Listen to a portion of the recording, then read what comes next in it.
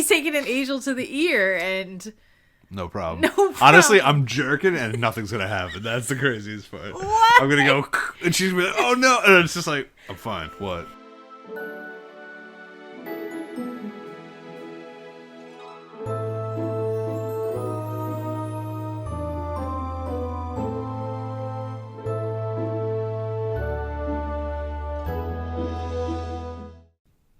Welcome back to Seeker and Confessor, a Sword of Truth podcast. I'm your host, Frank. And I'm Lauren. And today we're covering chapter 41.1 of X of A Wizard's First Rule by Terry Goodkind. That's an odd way to phrase it. Well, listen, we don't know how many parts this is going to take. Yeah, I have so many thoughts on thoughts. Thoughts and feelings going into this exploration of chapter 41. What kind of feelings you're having going in there? It could be every single feeling. It's running the gamut? Yeah, all of them. All the feelings? I don't want to get into it yet because we have two orders of business before we get into the beginnings of this big, important chapter. All right, what are those? Well, number one, sorry that I'm not Mistress Dennett today. We're going to have a lot of time with her, given how many episodes I imagine will be dedicated to this analysis. So she will be back. Listen, I feel confident about it. She's coming back, everybody. Don't Watchers, worry. as disappointed as you might be, no one is more disappointed than me. So let it be known. So she'll be back. Don't worry. Second order of business is something pretty unrelated to the chapter, but related to our history with the Sword of Truth, right? Okay. Some of you may have seen this on Instagram, but I want to bring it to the masses. So did Richard. So did yes. I, honestly. Oh, so true. Yeah. Yes. We want to bring this to the masses, make sure as many people see it as possible. So if you weren't privy to this on Instagram, you're gonna see it or hear about it here. Sick, yeah. Well, so we were going through Frank's sketchbook from his youth. How old do you think you were? Must have been high school, right? Yeah. That's when I started reading these. I guess at some point in high school, so it's a very old sketchbook. Yeah. There's one page we found in it that Frank designed what could only, I guess, be described as the layout of, like, the sickest house ever known. His dream home, I guess. The blueprints of, like my future mansion. Inspired by The Sims, I guess. Yeah, like it has a very Sims vibe about it. The way it's laid out. Uh-huh. But yeah, so it's just a blueprint, some ideas, some concepts about this awesome mansion Frank is going to live in. Are you going to, put it up here? Yes, I am going to put it up so you can all see the details. Sweet. Mm-hmm. I will describe what it is for those listening. So there's many things on the page, right? So do you want the reference? Here you go. Okay. Maybe it's better if I explain my thought process here, right?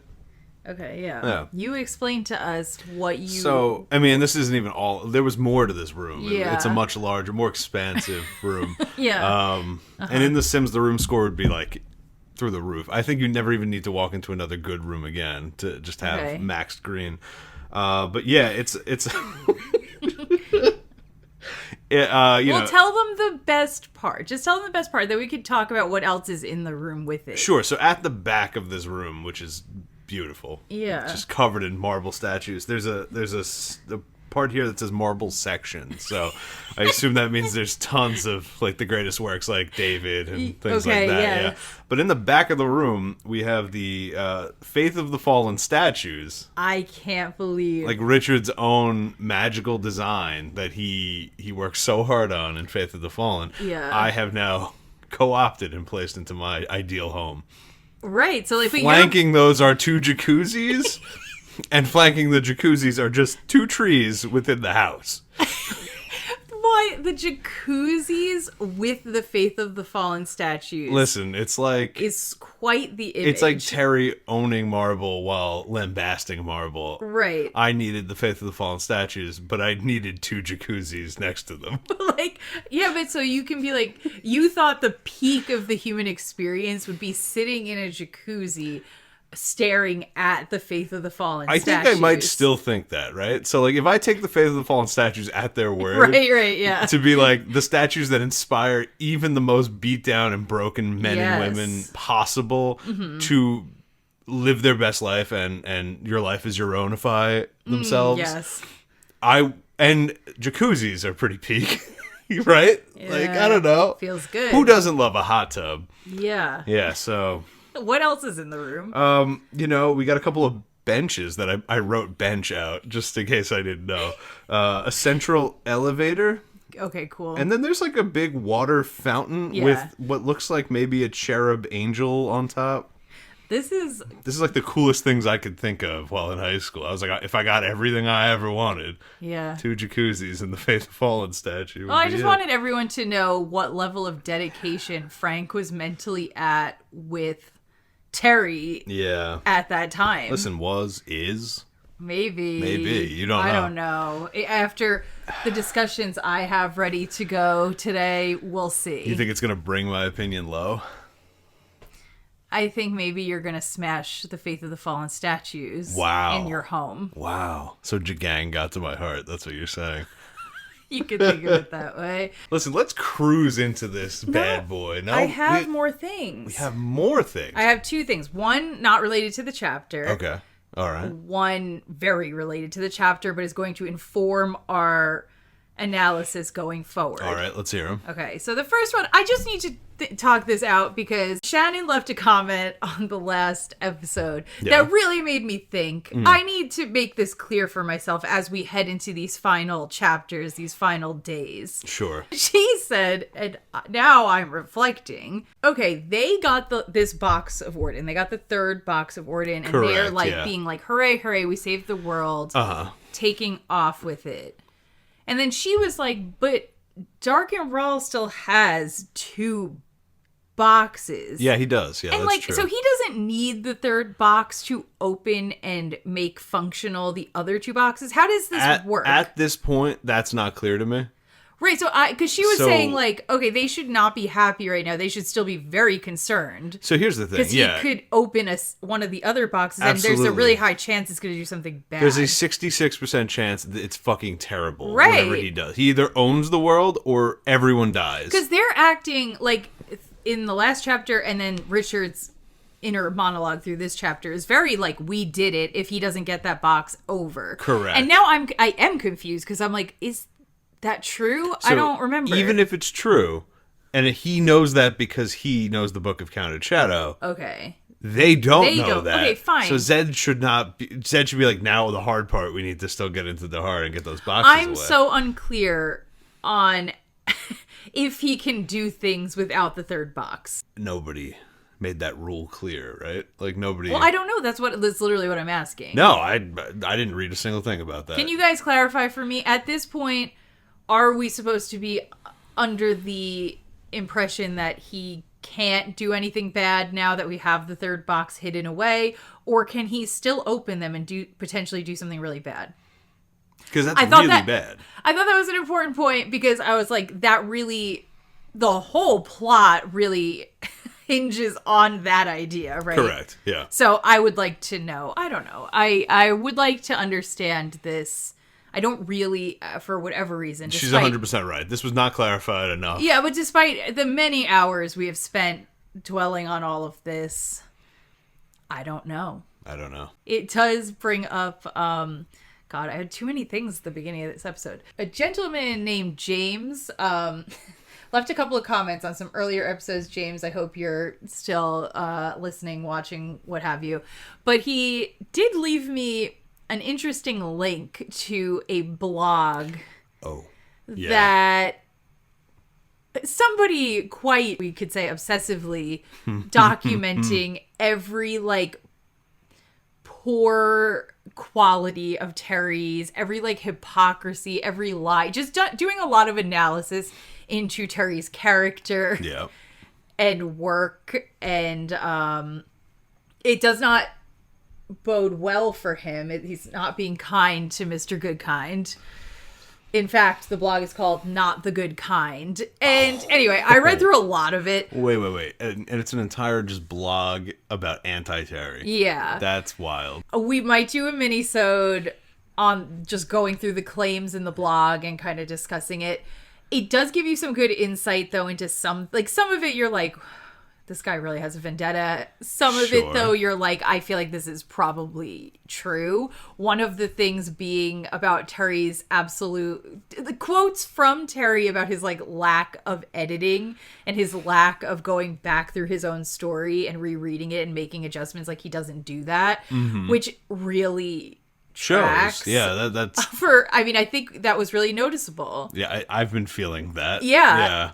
Without knowing it for sure, but I think there's been some amount of confirmation. But that's so anyway, it makes, like, to me, the confusion on the Box of Orden and the rules is you're kind of like, well, yeah, because if you just kind of off the cuff just keep writing, type this shit out, it is going to get confusing. Of course it is. It's not going to be clear. It's kind of impressive it came out That's what somewhat I'm saying. coherent That's what in I'm the first saying. place. Yeah. Yeah. So anyway, that can have its whole own hour of chat. Easy. Before I get into the thing I would like to read, leading us into chapter 41, we have read the whole chapter. We are not going to talk about the whole chapter today. Not possible. Because I know we're going to have a lot of thoughts, and we really want to give it its due time. How did we feel about the entirety of chapter 41? Oh, you want a whole opinion about everything that occurs? Yeah, don't get into details, but just like... my thought cloud is... Ooh, that was hot. Ooh, huh? No. Please stop. Please fucking no. Yeah, that sums it up. No, it was... I want to say, like, in general, it was kind of like a horrid ride. Yeah. Because all of the, like, fun stuff in it is so very ruined. It is so... You are so punished once again for, like, going along with, like, a very natural tone. I don't know. I think Terry often thinks he's doing a gotcha with this shit. That's fair. Yeah. I don't know. It was like, I just had so many confusing feelings and conflicting feelings. And I think he did too. I think he did too. And I think that Terry is a man who we cannot trust. To know his own heart. Correct. To know his own heart, his own penis, his own soul, his own mind. I think I can take a couple of guesses about his penis if I had to. But I don't think I trust him, to be honest with you. And I do not think he's a truthful man, is a conclusion I'm coming to these days. Crazy. And quite often, I think maybe he thinks honestly, he is Wizard's first rule. He is like, he said it to tell on himself. He made the rule to tell on himself, because I feel he is just the epitome of Wizard first ruling himself about himself. All the time. Like, he is constantly like, I'm afraid of this thing being true of me, so I'm going to tell you it's not true. I don't believe that to be true about me, because it's not what I want to believe about me. Yeah. He is, like, Wizard's first rule only came out of him because it's how he is. It's how he exists. That seems to be the case, yeah. I mean, he would argue that if he doesn't want it to be true about himself, he doesn't have to accept it, and then Wizard's first rule law applies. What do you mean? He could just rewrite reality. Well, but truly, you're like... Oh, the way that we were kind of like goofing on Zed and being like, I feel like when you use the Wizard's first rule, you're kind of just being like cult leaderish. It's kind of like a thought loop somebody can't break out of that makes it so that you are always in the right. Yes. And you are always perfect and blah, blah, blah. Like, I feel that Terry created it for himself so he could do that to himself. Correct. Yeah. On some level. And it carried him to multiple New York Times bestsellers. And I can respect that, obviously. And a go-kart track or Formula One, whatever it was. Go-kart track. Okay. Raw racing. And I know. We've got the jersey. Yeah. He was extremely successful lying to himself, to us. Well, there is something really... It's almost because he doesn't have almost like a... Well, he clearly is kind of neurotic, but he doesn't have this, like, self-reflective narrative to, like, dampen down these things, which almost is what makes it raw and interesting. I agree. By trying to, like, circumvent them, he almost tells you the most honest that you could be in a weird way. Yes, and he's going to tell you that he meant something totally different. Yeah. But actually, when you read it, what is compelling about it is that you're like, this came from somebody's, like, raw ass, like... The whole chest. Yeah, like, chest. And you're like, oh my God, it's wow. It's a lie, but it's so... He believes it so hard. Yeah, so let me read for you all his AMA on Reddit that he did 12 years ago. What was that? That was 2012. 2012, yeah. So he did this AMA in 2012. I skimmed through a bunch of it just randomly one day. And this was the one that really stuck out to me. And as we go through our attempt to analyze what the Mord-Sith are, what it all means, what's it all about. Yeah. I think we should hear what Terry had to say about them. Reddit user Piping Hot Soup says, "Can you tell us a bit about the impetus for development of the Mord-Sith?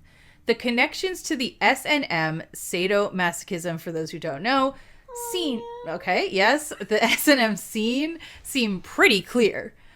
What with the red leather and the glee at inflicting pain and all that. Contrary-wise, Contrary-wise, what do you think about S&M culture in the real world?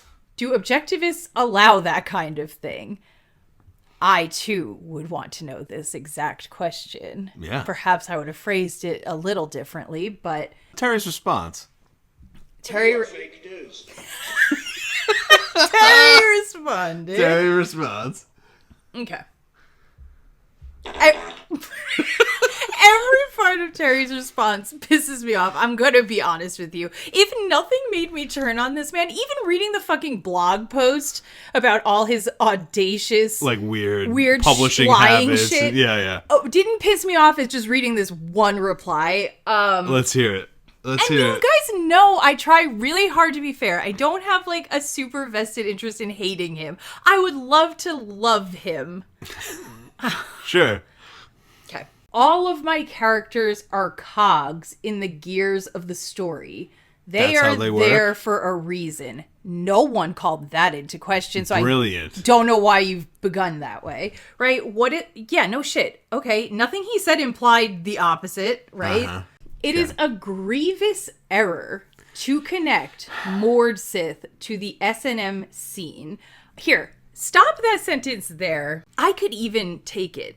Right? Mm-hmm. I could even take it. Like, in the grounded reality here, I see what he maybe could be saying, like, in terms of S&M scene is, like, about fake play, for example. Like, that's a good argument. You could be like, my Mord-Sith, it's all very real. Yeah, I still don't think it would be a grievous error. It's not how is it a grievous error? But anyway. You know. But, okay, to connect Mord-Sith to the S&M scene in any way, period.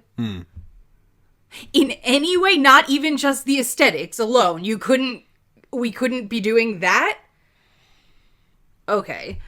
You know. For those who are only able to look at the most irrelevant surface elements, it may seem to be connected, but it most emphatically is not. And these people are missing the real purpose of this vital story component. I'm pretty impressed that Terry's able to type while sucking his own dick. It's so cool. Yeah, it's so cool, that he's trick. Like, just like, and then... Sir? Yeah, so let's break that sentence down again. No, I need to break down so much. Mm-hmm. First of all, you're being such a dick. This man is not asking anything crazy, right? No. Piping Hot Soup didn't ask anything nuts. Piping Hot Soup. He said, you made the dominatrixes who, mind you, very soon as we get into the content, will be putting... your hands on their boobs in their red leather and taking out their handcuffs. And he said... There's just too many. Oh, yeah. You know what? I'm seeing some connection. So how did that come into play for you? Like, because you obviously did this how are you going to say, what do you mean irrelevant surface elements? You made those choices. Yes, he did. That was your decision. They didn't just like manifest and you were like, I hit randomize on my computer and they came out that way and then I had to write them like that. No, they're not irrelevant surface elements. There was a reason why you went out of your way to give them all of those qualities. Correct. It was all in your control. Yep. How is that an irrelevant surface element? It is going to stick out to people. Now, if you wanted to say, I would have been fine with him saying, for people who like get so hung up on it that they can't see that there's another layer to it, that there's more to it, fine. But you're trying to act like there's no connection at all. I'd argue there's not much more going on. There is something going on. But you could fall on that side of the fence and I'd give you some points. If you were like, it's kind of thin. At least in this first book. It's kind of thin as to what the fuck you're doing. Okay, fair. But like 2012, a lot of books were out, so. Sure. No, yeah, that's true. Okay, the purpose of... So like we're going to have to like think about this. And I thought, before I even reread this, I did kind of know that this is what Terry was doing. Mm-hmm.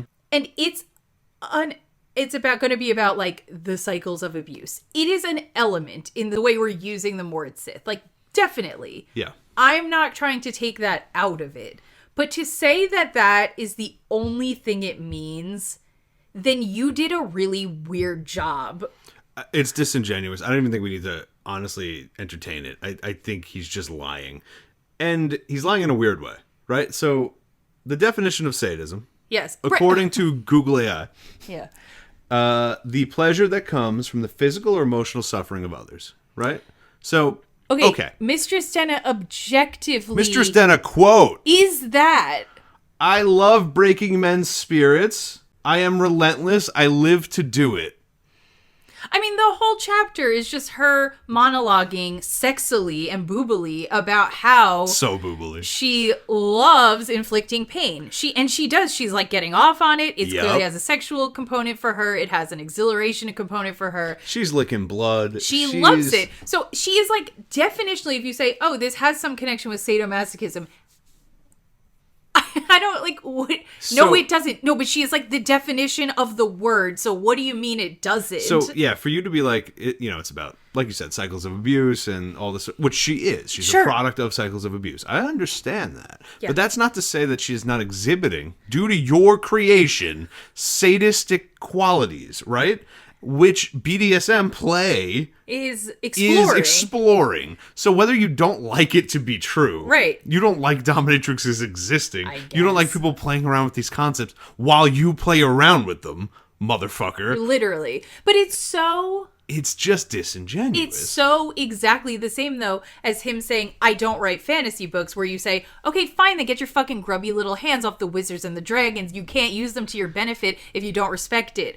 I feel the same way about this. If you have absolutely no respect for the, like, complexity and all of the interesting parts of, like... this weird human soup that we all exist in with sexuality. Yeah, like if you have no interest in any of this, you want to like denigrate it, then get your hands off their leather bodies. Here's the thing. You can't use that then. Terry Goodkind believed at some point that he's a beautiful brain sunshine boy. And every time he thought of something, it was the first and best time it's ever been thought of. I.e. Samuel Smeagol, i.e. Dominatrix's Mord-Sith. My dude just took things and said, when I feel it in here, it's original and it's mine. Everyone else that came before, not related. This is different because I felt it. Here's what Terry thinks he's doing. Okay, the purpose of introducing the Mord-Sith was to illustrate the true terror of abuse. The true terror of abuse is not the torture. The true terror of abuse is helplessness. Now, I'm not going to take away that theme is present. I see it. I certainly think you intentionally were... It's erotically, consistently charged, delivered, you chose to deliver it in a really particular way, let's be real. Yep. Because, you know what, if you were like... The purpose of introducing the Mord-Sith was to illustrate the true terror of abuse. There are so many ways you could have done that. There are so many ways characters could have been. Mm-hmm. that would have gotten across the exact same theming. It's been done. And would, yeah, exactly. And would not have had this has such a specific, there's actually so much here when he does things. There's so much there that you're like, oh my God, in the beginning, you're like, I could dive into this. Like, there's lots of layers, and there's actually some sort of like very, like I said, raw, bizarre, truthful, interesting mixture of conflicting feelings and ideas that I want to dig into. And then what he does is at some point during this, he will literally just go, nope, it means one thing. And you can feel it when you're reading it. And he's going to say it here very explicitly. But like, you go, wait, so all that complexity that I was feeling drawn to, you are telling me, like, put that down. It wasn't supposed to be there. You made it up.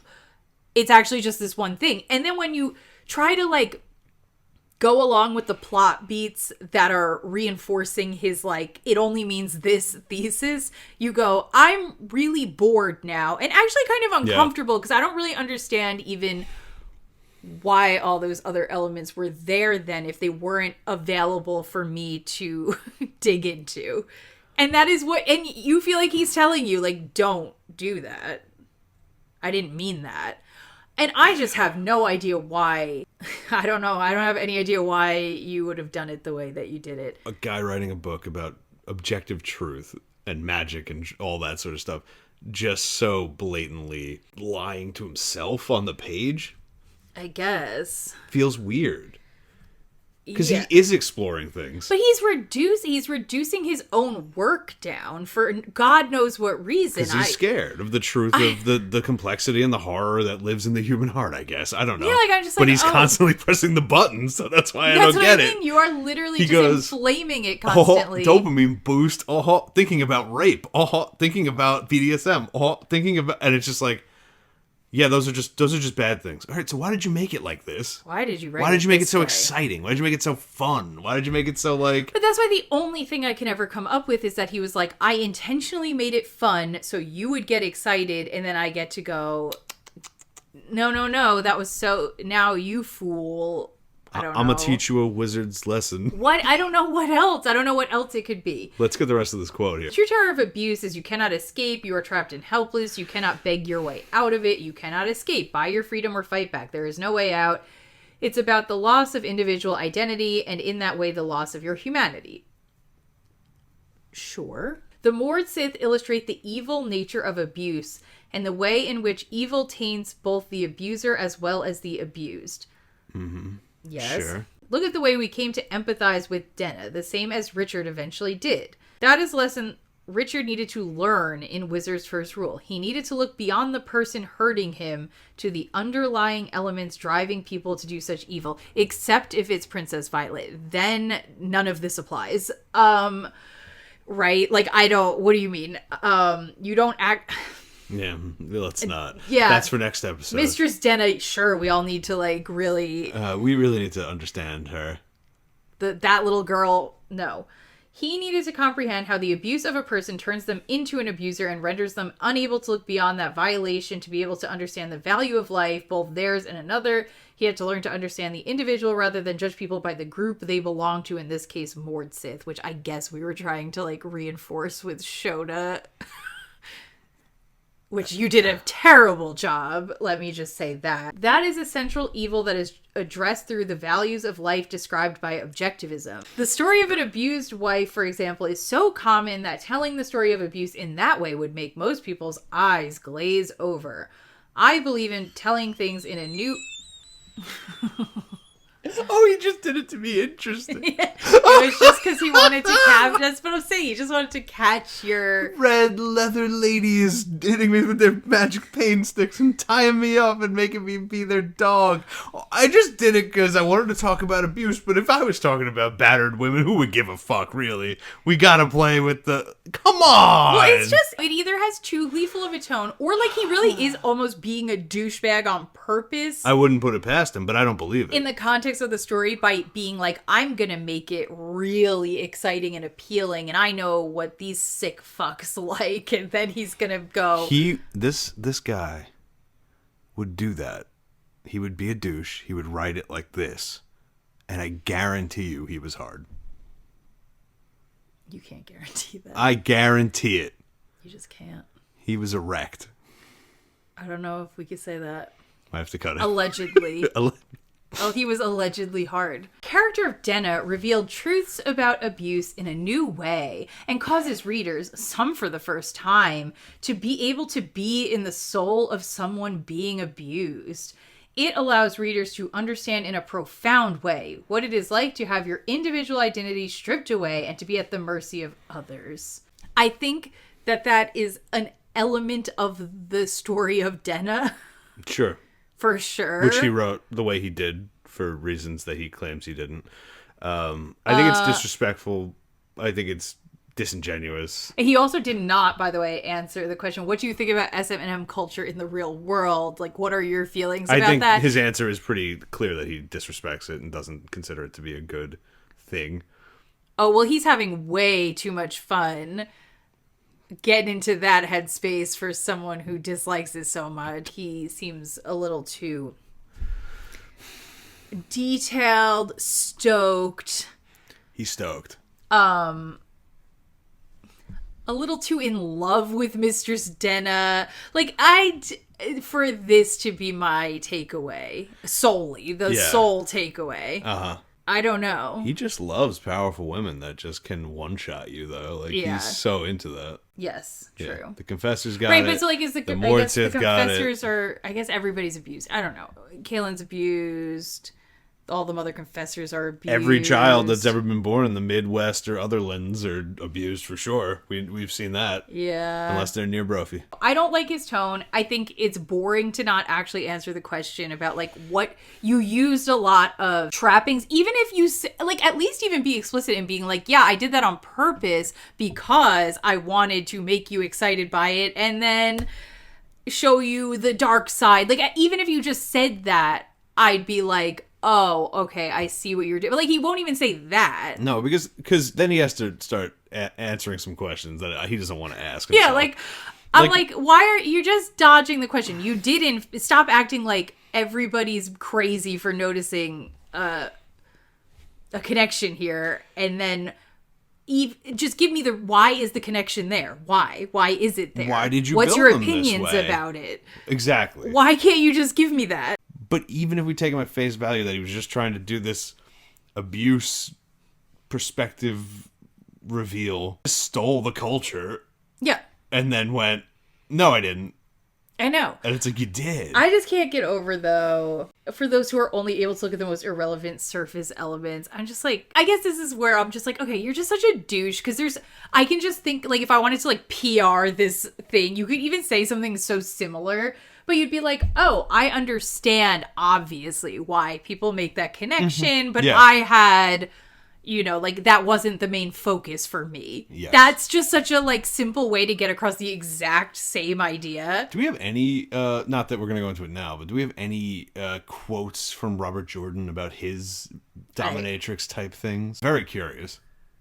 Yeah, but that's the thing. That's what makes it even more egregious, is that, like, it would be totally valid to even question Robert Jordan on it. And I'd be curious to hear his take on power dynamics and whatever, and sexual subcultures, what have you. But Robert Jordan did not, like, sexify it. No, I get that. In the same way. Yeah. Like, he at least was, like, fantasy world flavor. Majorly so. So, like, you're like, yes, I'm getting... There's obvious connections, but it doesn't... Like, this is just so, like, you didn't even flavor it. No. Well, he did, but well, you did, porn. But like that's what I mean. You just made it like pornographic. Is he just? He had his thing he wanted to do. He thought this was really clever, and then like he's just such a simple-minded fella in some way. Like he's just so basic that like these tropes are really the only thing his brain could reach for. And then he was like confused by like, why are you guys taking it this way? Huh? That's just how it would be. And it's like, it's only like that because we've made a whole like sexual subculture around this, and that's what you were using. Maybe you did not realize that. He's an expert at denying that level of thinking. That's all I think it is. How so? He just goes, oh, the level in which I recognize there's an entire sexual subculture developed around the idea that I'm exploring right now. Yeah. Because humans have been doing this forever and ever, and there's clearly something big there. He goes, no, my thing's new. It's totally new. It has nothing to do with everything else on the same level as it for some reason. Yeah. I don't know why they're doing it. I don't really care. My thing that fits directly in the same hole that they all figured something out about, totally new. I don't know. Like, I could see these two diverging paths with the way this kind of was going, where I could see a version of Terry that is more like having more fun with it and being like, this is horny, I like it. And he could have made this so hot and fun. Absolutely. If you removed, there's like 20% we got to take out. And then it could have just been like, oh, how fun to have this like interesting dominatrix class of people in your world. Would have been great. That like we just like hornily, but also like some complex mix of things. But then there's like this other avenue where he could be doing his like more serious approach of like, you know what, I kind of am trying to titillate you and then trying to like call things into question. But it would still require a layer of questioning that would be about, why are people appealed to this? Why is this mixed in with sexuality? Like this, why are all these elements like together and working so well together? Like those are the interesting, that's what authors are supposed to be asking. Yeah, like those themselves. Are the other additional interesting questions that you could bring to your more serious approach, right? Like I could have done the like fun, like, hey, yeah, I'm doing this because like you guys like her, right? She sounds hot. And then we also could have been like, I'm doing less of that, but I'm really diving in to the intricacies of he did neither. He like did it all and neither. He did it all, then he ruined it, then he then he denigrated it, then he leaned back into it. Like, it's messy. So anyway, fuck that response. Yes, and you know what? All of my thoughts kind of, to sum it up with Terry and his reply, is the lady doth protest too much. Methinks. M'lady. Good day. There's something, I'd trust you more if you were like, yeah, of course I see that. Here's the main thing I was going for, but of course, the fact that he's so like, nope, nothing, idiots. The lady doth protest too much. What is this? Come on. What are you trying to keep away from? What are you trying to keep us away from? So here we go. We're entering the zone of... We're in the donjon, if you know what I mean. The donjon. The donjon. Last time we were with Richard and Mistress Stenna outside the cave. He had killed a couple of men, tried to put that power on Mistress Stenna. It did not work. She stole his magic. Yep. And then, he die bitch. He passes out, whatever. So we wake up. He's super groggy. Feels like shit. He's got blood in his mouth. He looks around. He's just in a little dungeony room. No windows at all. Stone. Yes. Classic. And he remembers what happened with Mistress Stenna, and he's angry. Yep. And then he feels a lot of pain because he's angry with her. He's not supposed to be. And he thinks of Kaylin, and then the pain goes away. Richard sits there, and he's like, I gotta think of way out of this situation. And then he remembers that his father taught him that being angry is bad. Mm-hmm. Yep. And Richard, his whole childhood, teenage years, he went his whole life. He's not, this is not new to him at all. He's good at not accessing his anger. Mm-hmm. So yeah, the anger theme's always kind of interesting because it like always shows up, but then it's not like at the forefront. No, a lot. It feels like a tool more than it does like an emotion a lot of the times. Yeah, so I don't know. Richard's, he's like, oh, you know what? I actually feel a little hopeful because like if anyone's good at not getting angry, it's me. He still has his weapons. He still has his sword and his knife. He also still has the Nightstone. Maybe that will be important at some point. And so he turns his head. He sees Mistress Stenna. Quote, she was stretched out at an angle in a wooden chair with her ankles crossed. I wasn't sure I understood what that meant. I think it's like lounge. Yeah, just like kind of like this. Right, okay. You know? Hot. Legs all long and hot, yeah. Her right elbow rested on a simple wooden table as she spooned something into her mouth from a bowl she held in her other hand, and she was watching him. Richard's first thing he asks when he sees her sitting there is where her men are, which I thought was weird. I just don't know why he would ask her that right away. First of all, she made it really clear that, like, she has your magic, so, like, clearly she's just not worried. I don't know. Who cares? And she keeps eating, and then for the monologue, yeah. Points to a spot on the floor next to her and tells him to stand there. She stands up. She's almost as tall as him. Hot. Let's all get our image of the mistress solid in our mind. Then she puts her glove on, and then she abruptly turns around and backhands him. And remember, her gloves have, like, armoring on the back, so it hurts a lot. Yep. And I think it's so interesting, even right at this point so far, I feel like the way Terry writes these scenes is very different. The way he writes these scenes is very different. It's pretty good. It's good. He's good. very, very careful about describing, like, the actions everyone, but mostly Mistress Denna is taking.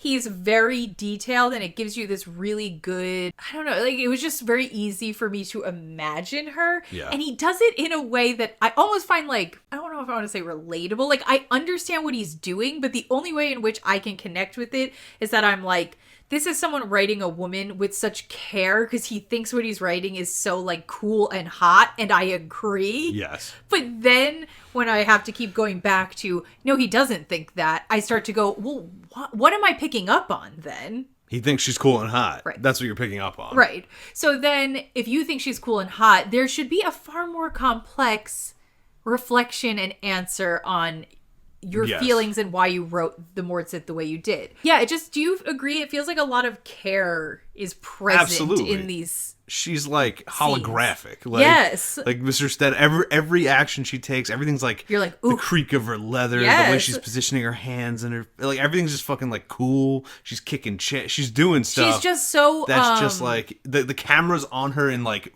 4K HD. Exactly. Michael Bay's name is on the bottom. Like, more than anyone else. More than anyone else. More than Caitlin, more than Richard, more than Zed, Shoda. more than Darkenraw. Yeah. We are focused on Mistress Denna. Yes. Like, we're locked in. Makes me think we're supposed to like her a little.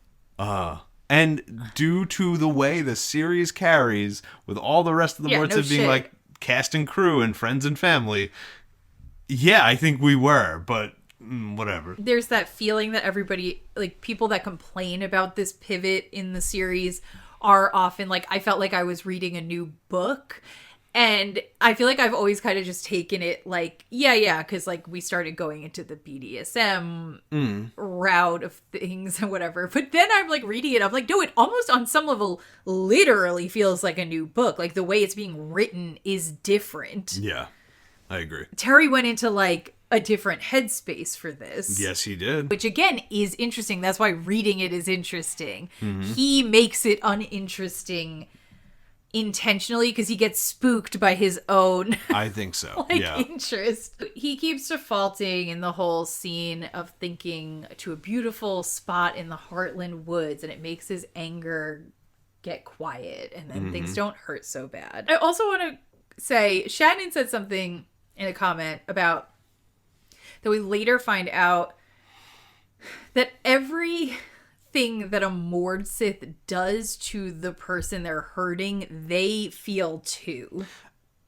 Probably true. I think at the very least the implication is when they're holding the Agil, they're in pain the whole time. That's still different. It is. It might be more than that. I don't remember. But I do remember that being like, oh, that's kind of fucked up. Two questions. Like, there's something about that I like. My first question is, did Terry have that in mind when he was writing it at this point? Or do you think that's something he thought of much later? Probably later. Because there's no hint of that. No. At all, right? Second thing, do you think, realistically, the way it's described as we go is, like, very, very terrible. Like, Richard's in, like, insane levels of agony through a lot of this. And I get that, like, yes, there's always that concept of, like, the more you experience pain and work through it, things can just become, like, normal and your brain can kind of block them out and whatever. Mm-hmm. But the amount of pain, is it feasible that somebody could just start being, like, totally normal, not affected at all, able to think completely clearly and behave the way she behaves with that level of pain present at all times? I don't know if that, like, can a human being do that? No, I don't know. I can't say yes or no to humans, but I do think that magic is playing a part here, you know? I do think they are magically inclined to hold pain better than others. They are, maybe. You know, they build up, like, pain calluses in their neurons. I do think that people probably can get better at feeling pain. No, of course, but, like, where's the line? I think it's probably much closer than whatever this is. Like, I guess I'm just like, yeah, could a human be like, yeah, I'm gonna get you so used to the feeling of getting, like, carved into your stomach so you could just live a normal life with that feeling. I think present? Terry does a good job probably in the future really harping on the fact that they are so desensitized to pain. I think he, like, keeps saying it. No, and it's fantasy. So it's like that's just something he wanted to be possible, you know? Like, okay. He just wanted to believe that these women can just take it forever. Right. Well, Zed, you know, he's apparently... And, yeah. Who's taking the most pain? The wizards or the Mord-Sith? Listen, I need to know. Yeah. So she has backhanded him and she chastises him for not calling her Mistress Denna when he spoke. And... recurring theme, he's lucky she's so lenient as a mistress. She says it a lot, yeah. Most of them would have just used the Angel immediately, but she has a soft spot in her heart for good-looking men. Confirm Richard's a hunk. Yes, which we knew. We knew. This and the other, like, flirtatious, sexy, everybody's hot elements don't really get it with the high level abuse is so bad. I'm trying to paint a picture of domestic violence. I guess he's like, oh, because they're all hot and it's sexy, you'll pay attention, and then you're gonna learn about the cycles of abuse. Yeah. God forbid from that quote that this is the first time this might be the first time someone's considered the abuse of another soul or something like that. God for fucking bid. This is the first time a human being considers someone being so debased. They're going to be a little confused, I think. I don't think your messaging was clear. If this is the first one, you're putting them through the ringer. You're really kind of confusing things in their mind, I think. Yeah. Me doth think. Because I don't think it's usually all this sexy when it's done. Not usually. So, yeah, she does her, like, I like using the glove because I like feeling the contact. The Angel's really exhilarating, but I want to feel the pain with my hands. Makes me feel alive. Yeah. Yeah, some Widowmaker nonsense. It's some very classic, like, serial killer nonsense. When she backhanded him, now his, like, lip is bleeding and there's blood all over his chin. Uh-huh. She walks up. Mm-hmm. What does she do? She walks up and she licks the blood off of his chin. But what did that, her licking the blood off of his chin, did that remind you of anything? The juice, the apple. Oh, I didn't even think of that. Good one. Yep. Kaylin did that. Kaylin did do that. Huh. Right? Huh. See, so, like, things like that, I'm like, okay, so did he know that or did he just do it? Did his freaky little brain just do it without knowing? Does he like ladies licking something off chins and then just did it twice because he was like, it's hot. Love that move. I love when that happens. Or is there some sort of conscious connection there? Right. Now that's interesting. Like, there is very clearly a Mord-Sith confessor parallel. Mother confessor. Yeah. Connection, like theming parallels. They do very similar things in very different ways. That's true. Yeah. Kaylin's being like apple juice versus Denna's being blood. You're like, yeah, it gives like an interesting. Yeah, it has like a Trinity type feel too, like a There's like a much there's a carnal versus like spiritual almost. Yeah. Like apple juice is spiritual. The Mott's divinity connection. I think you're thinking of, the Bible. Eve. Yeah. Eve. So this is Lilith then. Yes. But then what's the crux, right? Like, why are we... So the Confessors were bestowed this power that they generally consider to be a curse, I guess, where they can touch someone, force them to lose their brain, and love them, right? And the Mord-Sith now have this other power, pain, that they are trying to force people to basically do the same thing. Devotion, lose yourself, only rely on me. It's the same power, in a way. Know. It's the same attempt at the same thing, but the Mord-Sith is infinitely less good, requires infinitely more work, right? Way more work, harms them a lot. Like, I get that Kaylin has some psychic harm from doing her thing. Yeah. But the Mord-Sith, especially if they're feeling the pain of everything they're doing to get the person broken, then they're putting in a lot more time, a lot more energy, a lot more effort, a lot more pain. Is Terry saying something about women? And I'll give you the floor here. Yes and no. And that's not me trying to even compliment him. It would be maybe interesting if he was. I almost don't think he is. I almost think he sees the women and all of that as almost just a very simple symbolic tool in the context of the story. Sure. More so than he's trying to make any social commentary. Does that make sense? He's just thinking of people in his book, you put them into these groups and the groups kind of have themes and feelings, and I'm gonna run with that. I don't know that he's really saying anything about women IRL, which is bad maybe because it's not that interesting, but it's good maybe because I don't actually think he's trying to say anything bad necessarily. Okay. I couldn't tell, so I thought I'd ask a real life woman. So many of the things that you're point to that you're this is such weird characterization, it's so absurd, it's so bizarre. I feel that way about all the male characters too. Sure. Really? Yeah. But I thought because of the parallel between the Confessors and the Sith, I was is there this? What, the Sith? Yeah. What though? What? Give me a something. They even have MS. I know. I saw that initials. Too. MC, MS. No, BDSM, SM, MS. It's right there. Masochism, sadism. Yeah, that's true.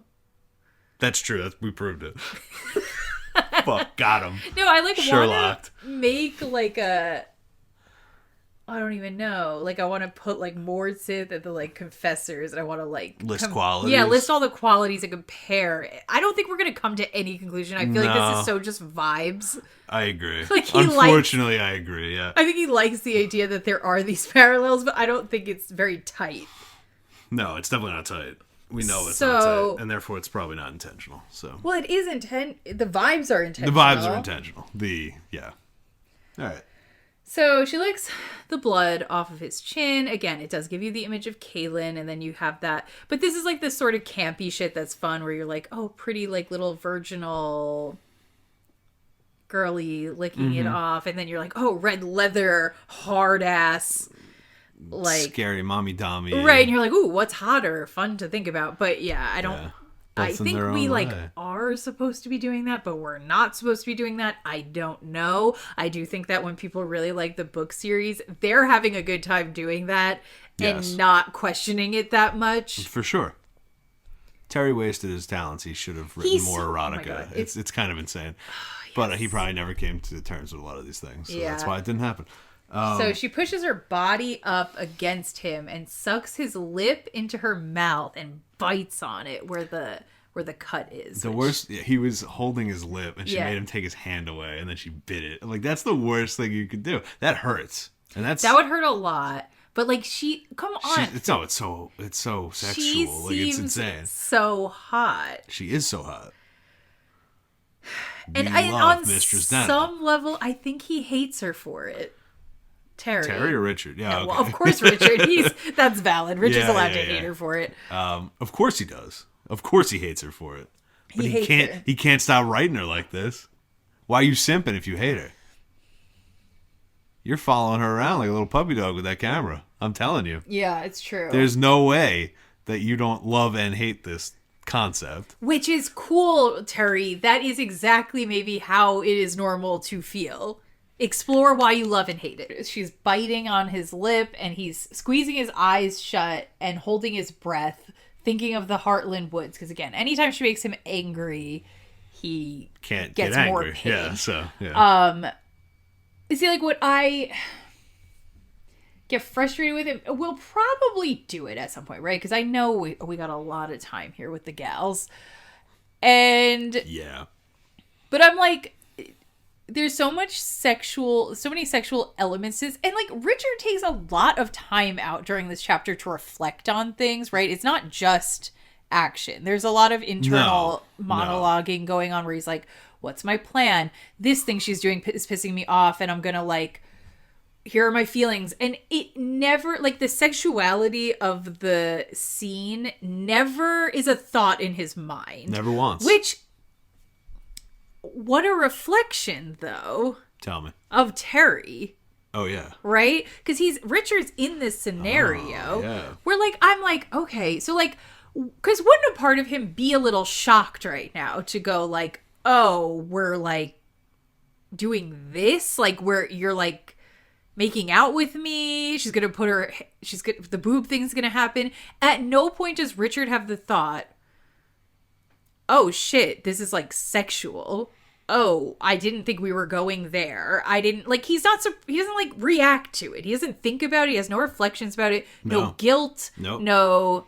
This is stress, humiliating specifically as a man or something. Like even like, oh, I'm having conflicting feelings because I'm getting a little turned on, but I hate her. And what do I do? Like none of that exploration is ever explicitly, like Richard does not think about the sexuality of the scenario once. He doesn't have an emotion about it or a thought. Nope.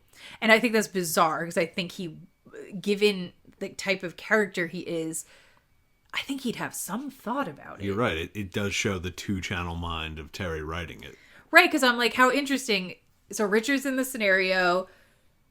She was originally his captor. Now she's also being like, and maybe I'm going to like be sexual with you.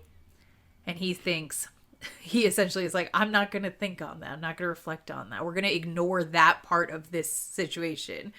And Terry is also putting himself in this situation. I mean, he made the scenario. It's even weirder because he made it up. And he's saying, I'm not going to think about it. It's just, right? Like, Richard is reflecting what Terry is doing, I think. Absolutely. So, Richard mentally decides that he will call her Mistress Denna, but for him, it would be a term of disrespect, and he would never call her mistress. And that's his way of fighting her and keeping his self-respect. So he like literally makes up a fake... He does these, right? Like throughout the chapter, there's a couple. There's a bunch. I actually don't dislike them. I like it. But it makes me... This one in particular makes me like, how much vision into his mind does she have? I think the same thing, because later she's going to be like, I can see you're thinking about trees. And I'm like, can you just read his mind wholesale? Because then wouldn't she know this? Wouldn't any disrespect towards her read as anger and then trigger the I know, pain? it doesn't make any sense. So, yeah, I'm kind of like, all right. Without the mind reading powers, it would work fine. Mm-hmm. He always writes himself into corners, and then instead of just being like, oh, I'll just like take this little thing out to make it easier for myself, he's just like, no, I'm gonna keep it because I thought of it. So it applies when I think about it, but anything that would invalidate it, I didn't think about, so it doesn't matter. It could even just be when he's like, they could have just explained it like when he's having really like intense levels of angry thought about her. That's when the image pops into her mind. Sure, that would have been fun. But like the fact that she can tell that he's thinking about like mundane things now makes me say, okay, well, what can she tell and what can't she tell? Yeah, I wonder if it's like because that's what's fighting the anger, so she gets a little ping. Maybe. Of like, he almost got angry there. What is he doing? Well, I kind of liked Richard's little like mental games he's playing to like maintain some semblance of self-respect. Yeah, so like I get it. Again, when Terry's talking about his like abuse metaphor he's doing here. I'm like, yeah, it works. That works. I get really irritated by writers, though, who cannot accept that you can have multiple things going on at once. And sometimes they might even contradict each other in a way. That's true. Yeah. But like, you can have multiple lines of exploration and thought happening parallel to one another. And that's okay. Yeah. He just can't accept that, I feel. Yeah, I just think it's so reductive. Yes. It's very reductive. He hits her with the Mistress Denna. She follows up with much better. She cooed. Yes, which, Come on. She's cooing. Yeah, and it also, you know what, if I take Terry at his word, it does call into question for me. Like, I'm just like, I guess this would be my misogyny accusation, I guess, in a way. But like, if I just take the abuse thing, I'm kind of like, this like very pornified version of a woman. Yeah. Are you then, like, if I have to take it hook, line, and sinker that this is all you wanted to accomplish with this, a woman who is as abused as Mistress Denna was at a young age, this is how she comes out? It's a little weird. You would hope. Terry would hope that's how it comes out. Why? People don't come out of the abuse that I'm sure she suffered being so strong and hot strong, and sexy, and together. That's what She'd I be mean. like twitching and that's like, what being I'm like, saying. Richard, I'm gonna cut you now. Like, you know, like it's there's no Literally. way. This woman's just like, oh, give me a lip. Oh, feel my breasts. But her like cooing and being like, I'm like, this is the behavior. Oh my god. Oh my God. Terry. He's mad at us. He's mad at us. Yikes. I guess I'm like, this feels to me like the behavior of somebody who's like really performing in a very particular way that can be fun, but does not strike me as the outcome of many years of abuse. Her cooing. No, this is someone who Like what? specifically signed up to be trained to be this. Oh my god, yes. That idea would work so much like better. if these women were recruited and they were that like, would ruin his whole yes, I know, but that's the problem. stupid This thing. is not real. And it means nothing for the real world. I Then just want him lean into to- these are Skeletor's minions and let me just have fun with my dominatrixes Right. where I don't have to think about the real world implications. Where can you point to me in real life where you'd be like, that person was like tortured beyond measure, and when they came out the other side, you would not believe how cool and confident and sexy, like in like a porn way, they are. That's their whole being. Who is that person? I don't know this person. I've never met him. Ah, yes. Remember, you meet this woman, and you're like, oh my gosh, she's so hot and confident and sexy, walking around in her heels. And she's like, by the way, I was actually kept in a cave for the first 10 years of my life, having my fingernails ripped off and needles put in me. Like, you'd be like, what are you talking about? What? How did you turn out so great? Why are you like that then? Why are you awesome? I think the problem is Terry almost believes that mind control is real and possible. And if you break someone down enough, you can just rebuild them into however you want. And what Ra wanted was porn actress, dominatrix women who also torture and love doing it. And it's like, you don't necessarily get to choose how the person comes out after you break them. Well, but maybe this is like such a particular type of training with, like, maybe you could if this existed. You can't. I guess you can't. There's no I don't way think you to can. do this. I don't think anybody's like nervous system could handle it and can't. come back together in such a poised That's the thing. I'm glamorous trying to say. fashion. I don't know. But I guess I'm like, maybe we're exploring, and like you could consider like the fact that there's a almost like system and community, and there's some sort of like honor in it, and there's a whole like power structure. Yeah, there's a power structure, there's a concept, there's something there for them to like be in, kind of like the Mother Confessors, although it's very different because they were just like born with that. Yeah. that perhaps the combination of elements could create that. Maybe. And I guess maybe what I'm discounting is just how many of them don't make it and they throw them away. Yeah. If you're like, I'm making one Mord-Sith out of 100 a year. Right. Because everyone else either dies, can't handle it, or isn't that hot when they come out the other side. Yeah, how does that happen? Like, if you're ugly, what, do they still do it? I don't know. Yeah, probably not. Yeah. Mord-Sith if you're not attractive.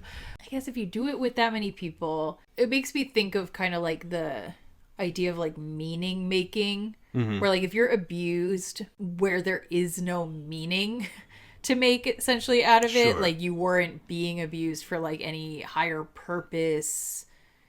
I'm not trying to like say that one's better than the other, but like it is possible that you'd have like a better outcome mentally, you maintain more of a like that's possible, right? Like that, if you're like, I'm in this group, I have this motivation, I know what my life is about, I'm surrounded by people who went through the exact same thing as me. I think that does shift it versus being like Rachel alone in the castle and just being like, I don't know, I would agree, I'm just the only person getting picked on, and it's for seemingly no reason, right? Like they have like a reason why it's happening and like a goal. It doesn't make it at all better, but it does make it maybe more, it gives you hope or like a way out of the endlessness of it, because there's like a goal, there's like a station you can achieve, there's like a concept built around it, people are afraid of them and you get to become one. Like, there's something there for your psyche to latch onto. So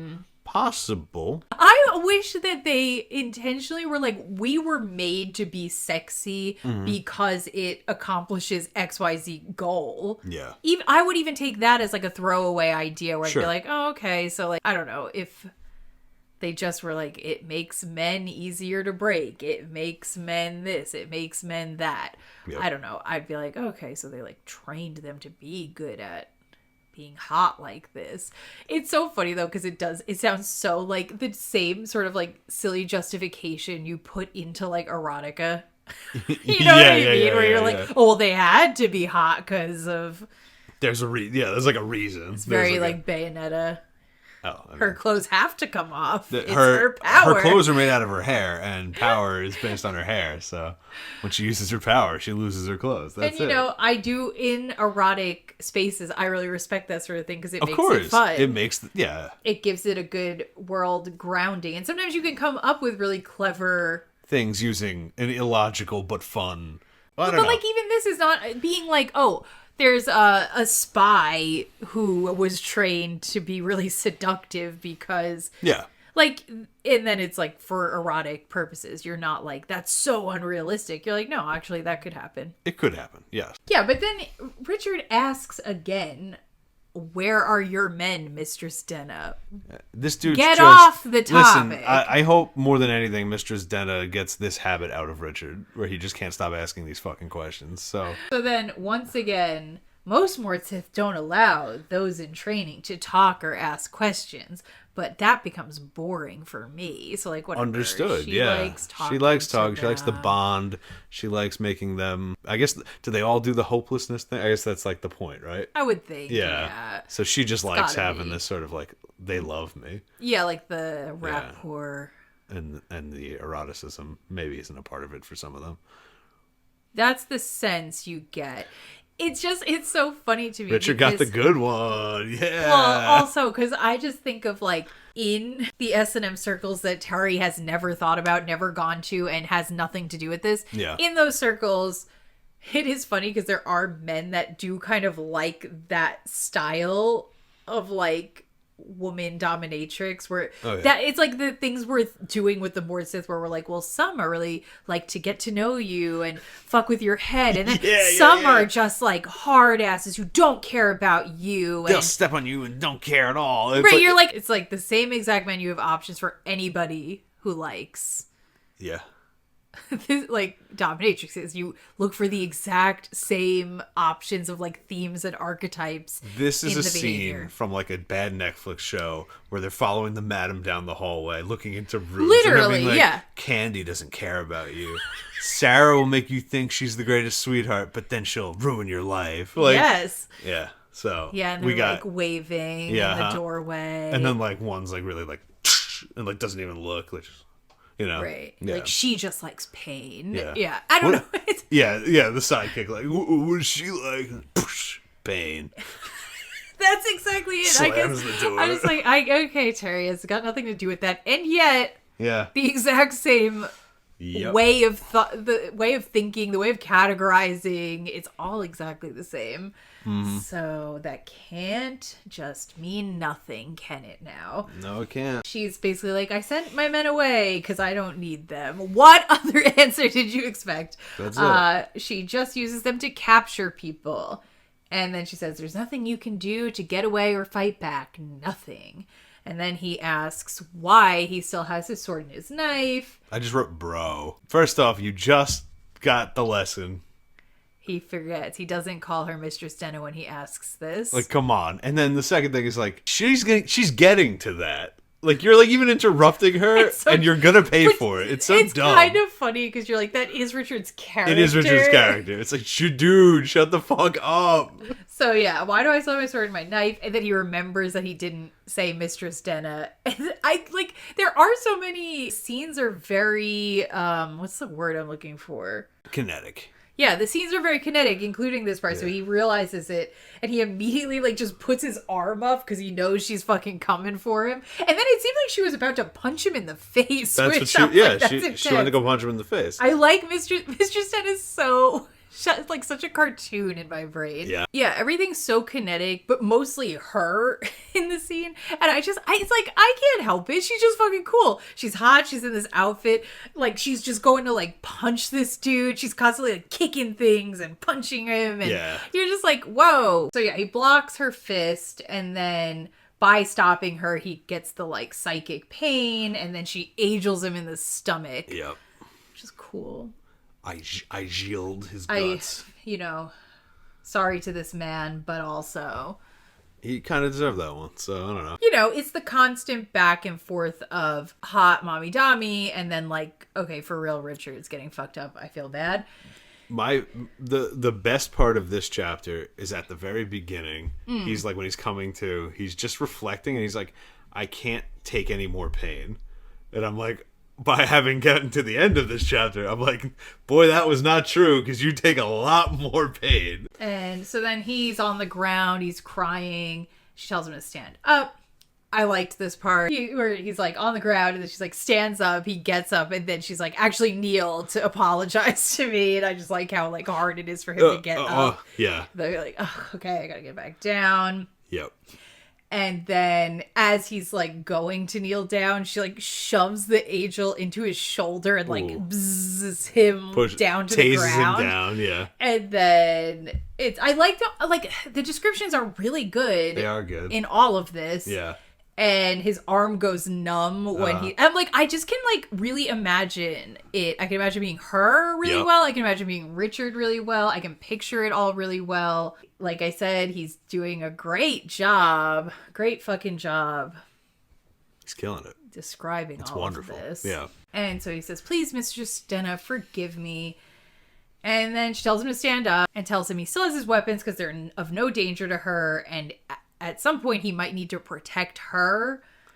And it says, I prefer my pets keep their weapons, so it'd be a constant reminder that they are helpless against me. Like, okay, I get that. A lot of this, so much of this chapter, though, really is just like, stand up, get down, stand up, Angel, stand up, go over there. Richard, 12 questions, gets beat up for the third one. Like, and it's kind of boring to, like, go over, I think, in a sense. Sure. Like this, but when you're reading it, it does do a good job being like, holy shit, if I were him, like the momentum of the thing. The momentum and hearkening back to the I can't take any more pain, he goes through so much, and you go through it with him, and it's kind of exhilarating. It's like quite a ride. For like sure. You're on the roller coaster, and you're like, oh my god, this is horrible. And then Terry really is like ruthless, in being like, that's my breaking point, and then pushing him past that and being like, okay, now this is surely his pushing him like way past it. And you're nothing like, at all to do with what people look for when they do BDSM. That didn't sound similar at all. No. Boundary push, all that. No, has nothing to do with it. So Richard wonders then if he's like, yeah, okay, I know she has the sword magic, but like, does she really control me? Like, can I maybe strangle her? Which, at this point, though, like, he has immense pain from even just, like, thinking a bad thing. I don't know why this makes no sense. You would think this is going to work. But whatever. He wants to test his limits. I get it. So he, like, tries to go strangle her. Yeah. And then loved her in this part. Yeah. He's, like, going to strangle her and then, like, fighting the pain, and then she just like very slowly turns her back to him and starts like removing her gloves while he just like falls on the ground and starts screaming. You're like love that. It's great love scene. That yeah. Like she just comes across too fucking cool. She's confident, she's got control, she's doing all the wrong things in the right way. Exactly. Yeah. And again, like the Mord-Sith have a devoted following. I mean, more so than the books. More than anything else. And there is a reason. Something about the way Terry wrote it. Something about the way Terry actually felt. It all came through, and people said, "Oh my God, I get it. Me too." Yeah. And then Terry said, "No, not that." And then we all said, yes, Terry. Maybe only that. Maybe that's all there is. That's where we're at. Then he thinks of the Heartland Woods again, and the pain goes away. And then she makes him stand back up. And then... And this is rude, what she does next. Den is, like, irritated. He tried to strangle her and gives him an impatient look. And she says, "You're going to make this hard, aren't you?" And then she starts smiling and says, "But then I enjoy it when a man makes it hard." Yep. Me too. Yep. Yeah. I don't know. Dark and Raw was he cooked here. Maybe I can't say that, but Dark and Raw cooked for this concept. Dark and Raw got, because the internet didn't exist yet. He was getting those DVDs and he was watching a bunch of adult films, and he was like, this is how they're gonna act. They're gonna act just like this. They're gonna act like that. It's just really cool. It's captivating. I don't know what it is about it. He's getting them from the Westlands. I don't know. He's got a DVD player. Don't ask. Okay, well, apologies for what was probably an extremely awkward and sudden edit. Wait, we should do it like this. Like, hold on. Okay. We're back. Great. Yeah, I should... Okay. It's wizard. I don't know. Never mind. Great. Okay. Yeah. Yeah, not the ideal spot for a switch to happen. No. But yeah, my phone died while we were filming, and then we didn't have time to wait for it to come back alive, and we had things to do. And this time we didn't even attempt to trick you guys. No. We're just in different clothes, and it probably looks different. But now we're just telling you the truth. Or are we? What if it's the same damn day we paused and we switched our clothes? Yeah. We could. What do you think? You guys would never know. Oh, we just start gaslighting them. I'm down. Switching our clothes 5 times. Fools. You thought it was another day? Well, anyway, so we gotta get back into this. I have a haircut. Like, yeah, you did get a haircut. True. Yeah, so this one we really didn't make a good attempt here. No.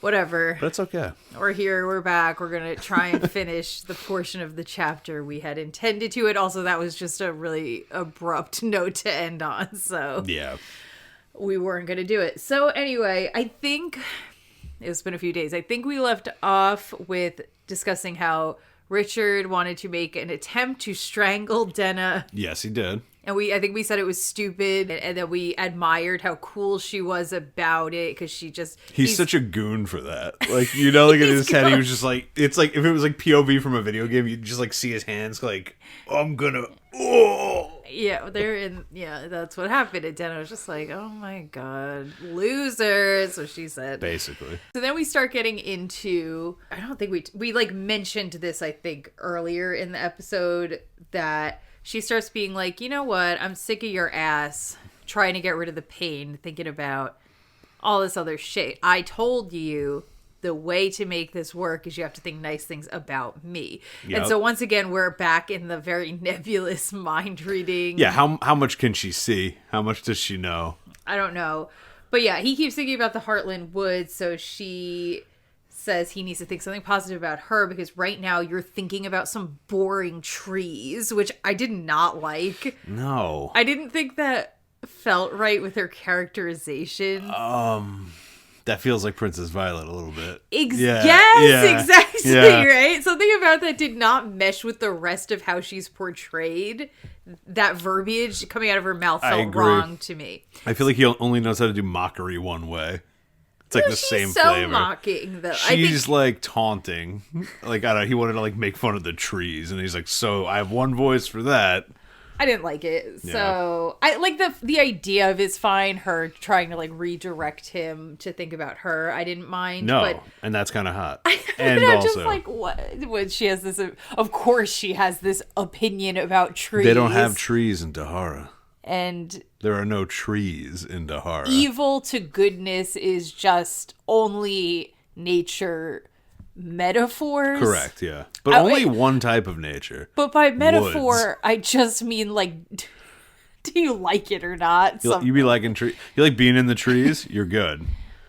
You like putting flowers in vases? You're a fucking fascist sociopath. Well, and then also, yeah, you have to respect the trees' Darwinian ways. Oh, because trees be murdering. Yeah. So maybe that's why she doesn't like them. Yeah. Her power doesn't work on trees. Her power doesn't work on trees. Trees don't feel pain. Oh. What? So she has so much control over the magic in such a weird way that doesn't make sense to me. She's like, okay, this is your last warning. Next time to make it go away, you have to think something good about me. And if you don't do it that way, I will just make it so that the pain is on all night. And like, I just like, she can just turn it on. I guess she can just turn it all the way on, permanent on, all the way off, on and off. She has great control over the dials here. Like she can program. It's kind of like the zip files. Like it works very like programming a lot of this magic. It's logical. Like it's just, right. Yeah. She's just like, if X, then Y for my for my pain magic, and I can adjust those parameters real fast. So right now it's, if you don't think about me, then pain all night. Pain all night, yeah.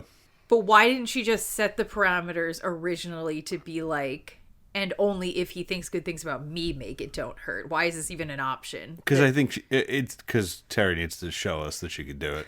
But I also think it's like, I'm just saying, if she can, like, it seems like she has such minute control over it. I don't even know why he's... Well, this is part of his training. She's explicitly showing him that he doesn't even have mental will to not think nice things about her. She wants to be like, oh, you were doing that? Well, now I'm taking it away from you. Oh, you were doing that? Now I'm taking it away from you. I guess so.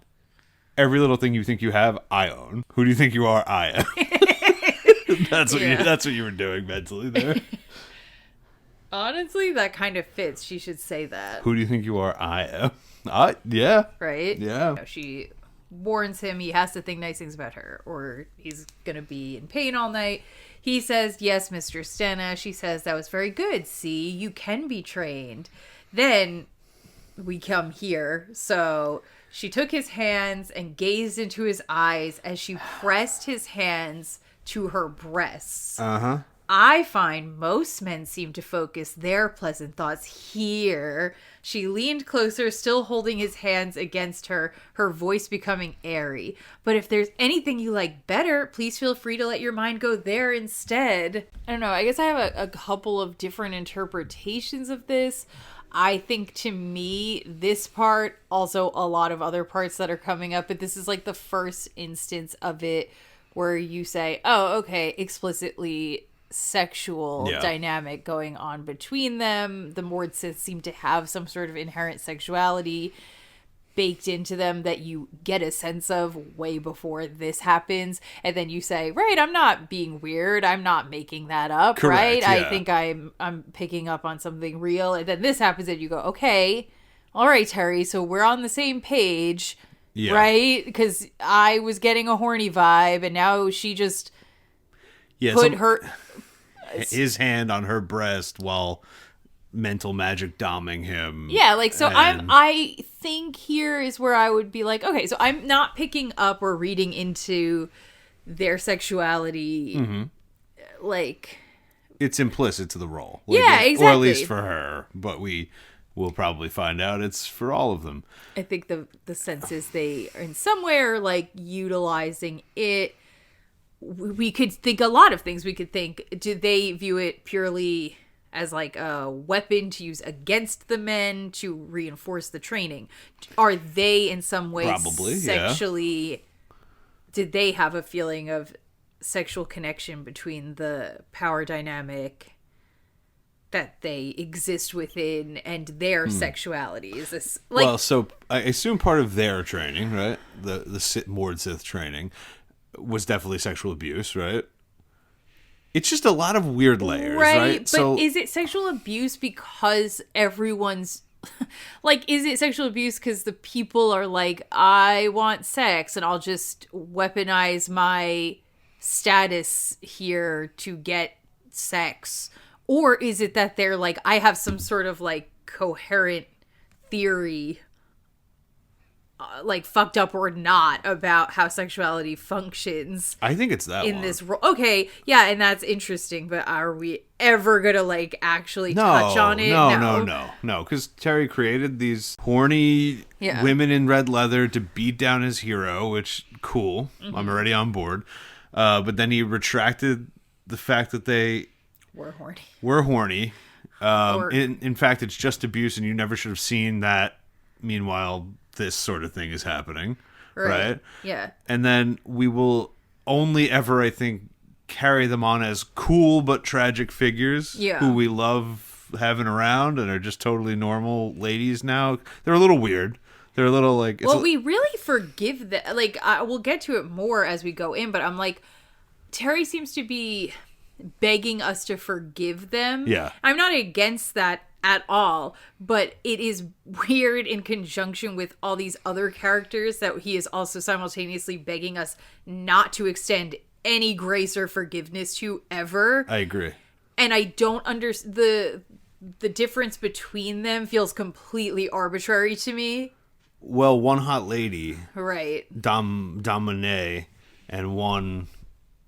even at this point, if we look at like Dark and Raw, that's what I'm saying. Who's clearly twisted, sadistic, I mean, I'm obviously thinking of Princess Violet. Yeah, no, but I'm saying, but sure. Also Dark and Raw. Look at Dark and Raw, right? Like, but his body was half melted. I know. By Zed's fireball. His dad, I think, cut him up while training him and like all this shit, and we're like pretending like that's not. I don't know. Maybe Richard will have empathy. Maybe that will. He might. I guess it'll make more sense. No, it'll make more and less sense coherently if at the end we get there and part of it is that Richard has to empathize with Darkin.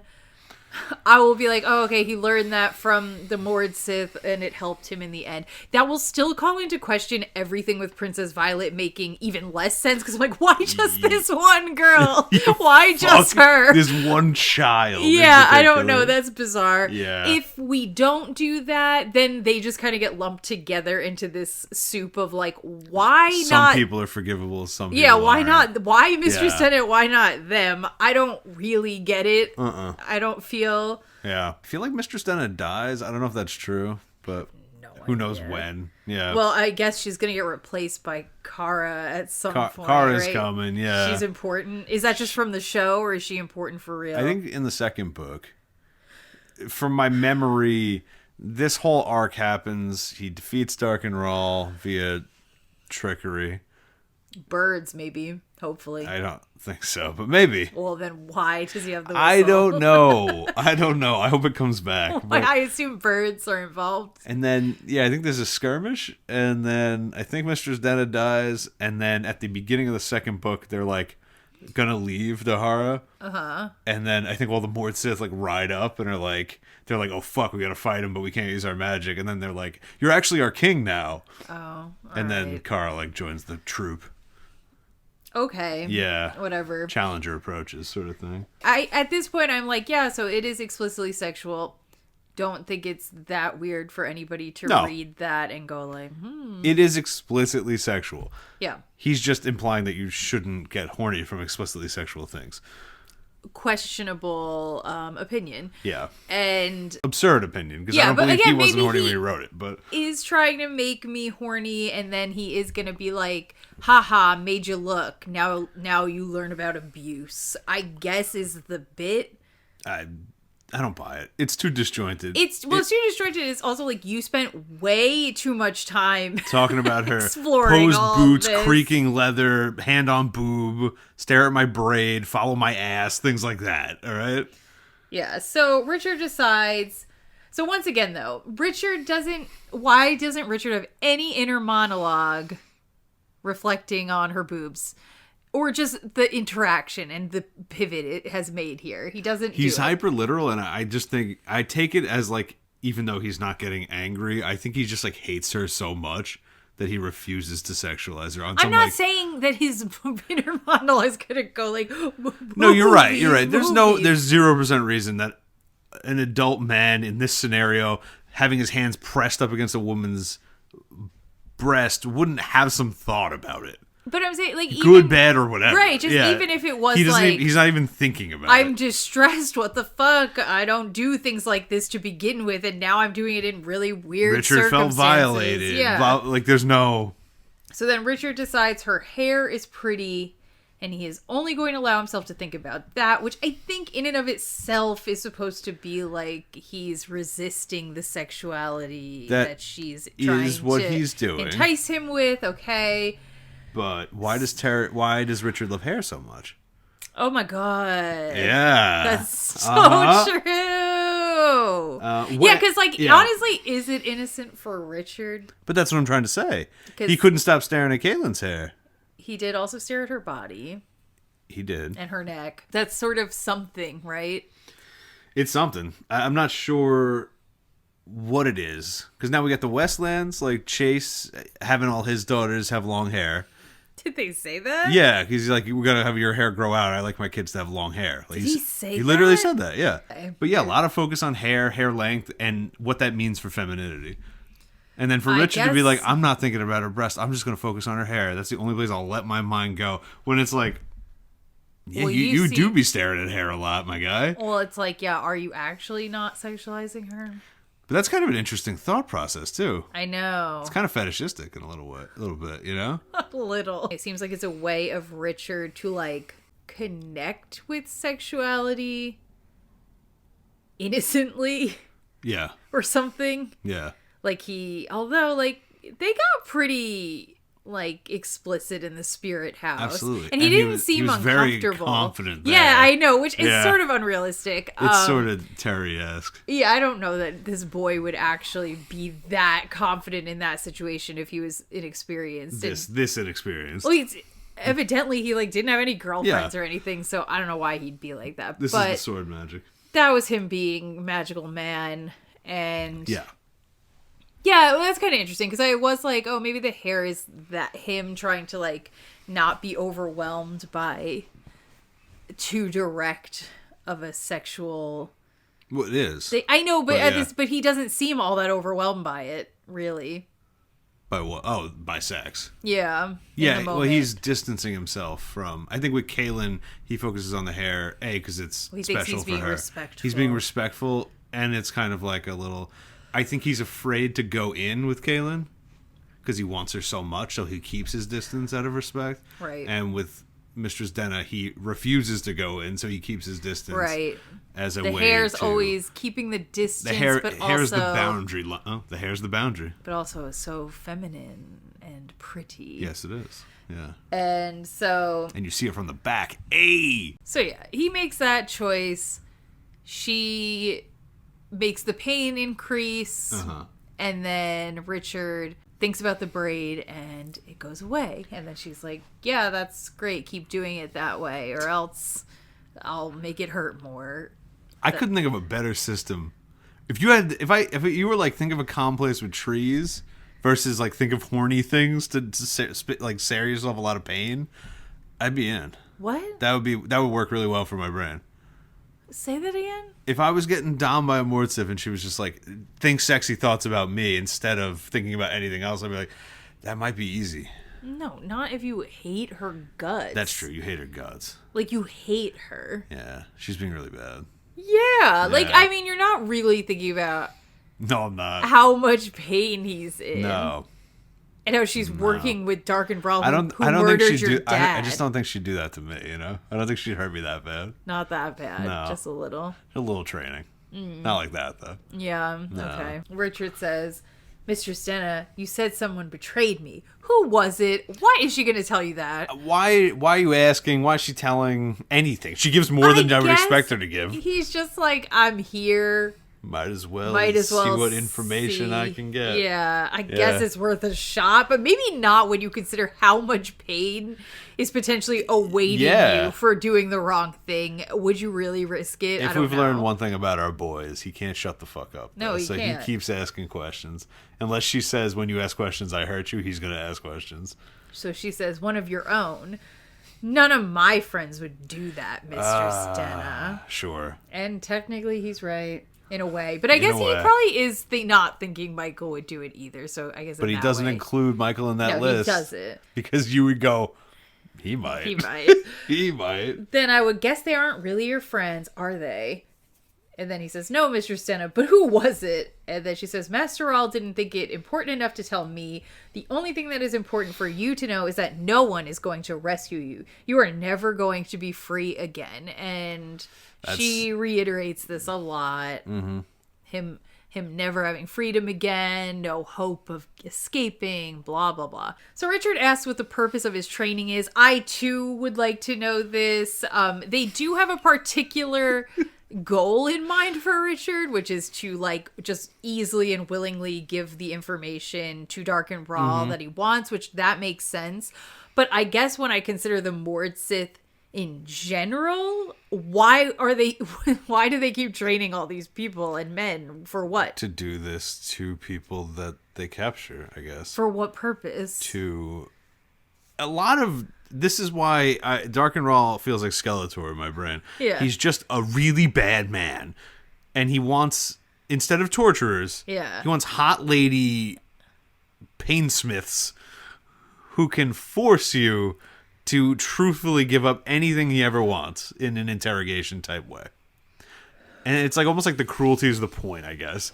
He's really cruel to them, makes them super sadistic so that they, in their interrogation processes... thesis on that.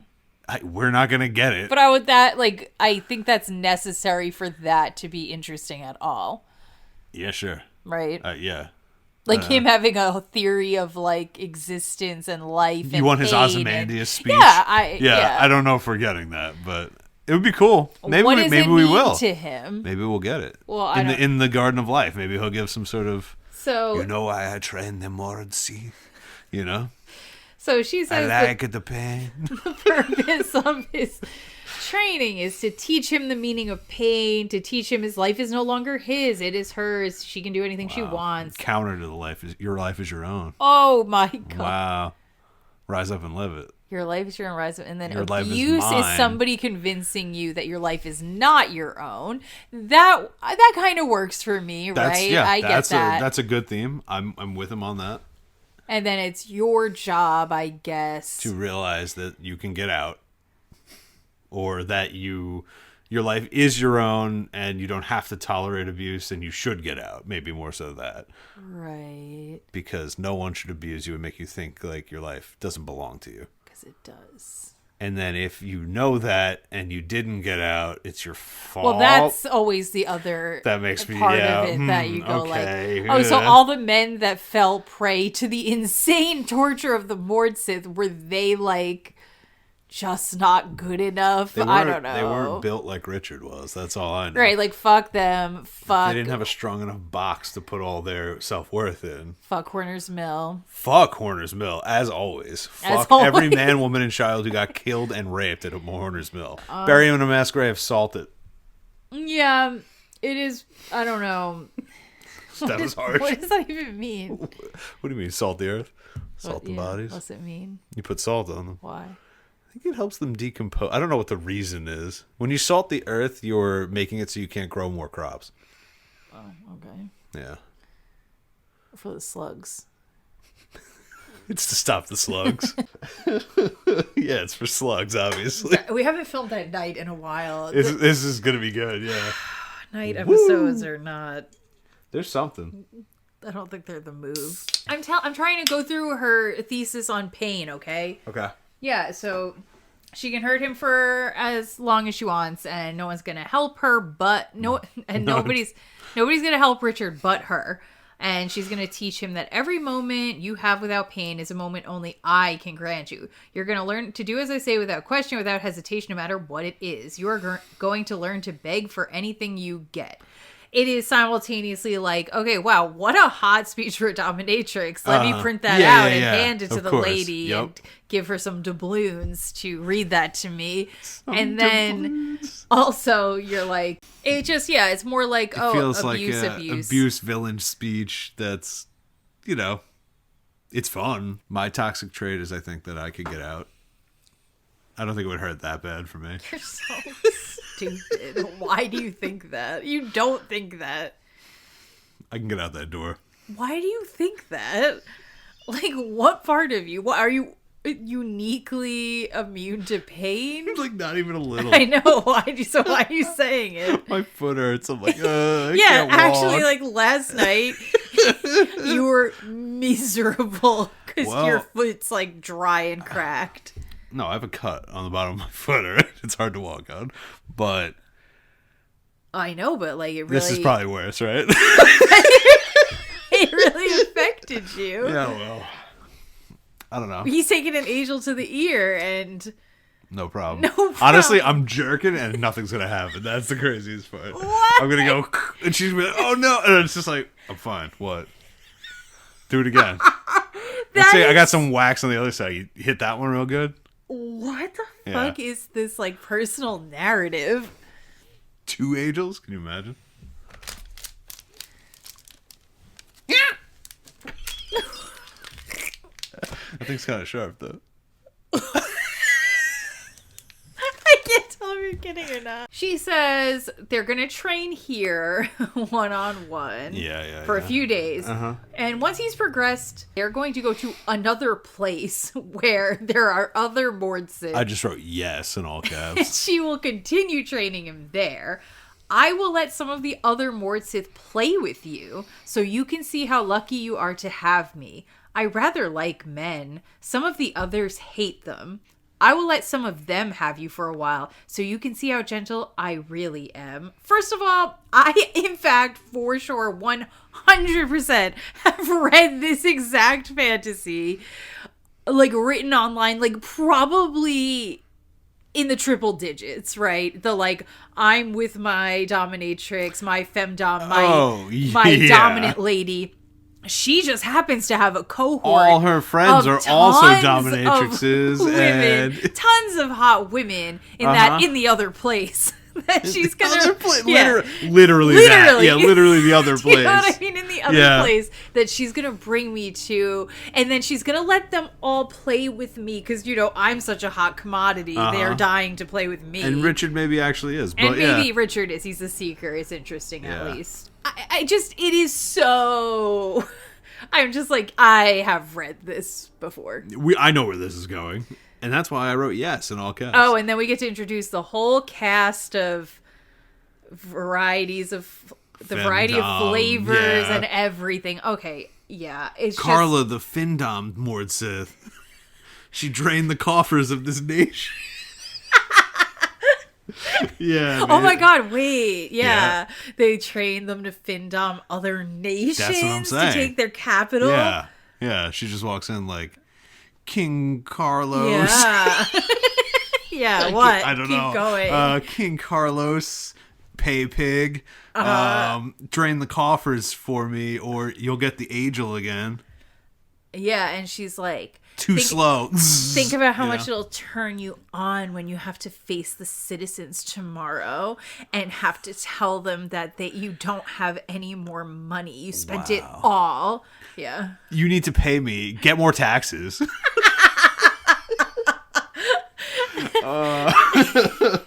That's one. Who else is there waiting for him? Well, I guess there will probably be like the cuck dominatrix. Oh, wow. Right, and she's gonna be like fucking her bull in front of Richard. I don't know what, like Chase is gonna come. Chase is gonna come. And she only Chase can fill me up. You're a little cuck seeker. Oh my god. Yeah, that's a good one. That's a good one. Yeah. Foot fetish, Mord-Sith. You're playing with feet. Like what are we doing? What are we? That's all of it. Her name is Sarah. She's got feet. Yeah. That's it. I like the Findom one though. Yeah, Findom. Well, that was the only good one probably. King Carlos is fucked. He's gonna hang for this. His country has no money. Won't you be so excited when they all laugh at you? How little of a king you are now. Yeah, when they all turn on you and want you hung in front of Parliament. Wow. Just whoever King Carlos is hanging with a boner, like... Is that actually gonna happen? It might. They're really good. They're really good at this. That's how good you think That's how good they are, yeah. All the way to his death? Yeah. And he's still hard. He's maintaining it. They got mental telepathy. That's true. Yeah. Nighttime episodes, guys. This is so stupid. Yeah. Yeah, but it's very like... good cop, bad cop, that Denna's the good cop, and she's like... You'll see, yeah. I'm so sweet. And it probably is going to work. That's the thing. It is kind of like an interrogation. True. It's probably true. It probably will function the way she wants, though, because if the goal is just to get... Well, I guess you could approach it two ways. You could be like, they're just scared of me if you're like one of the most sadistics of the femdoms. Yeah. And that's why they do what I say. Mistress Denna seems to like want them to also kind of like love her. Yeah. Yeah, I think it would if they're unconcerned with that, that's a lot scarier. Yes and no. I don't know. I'm not sure.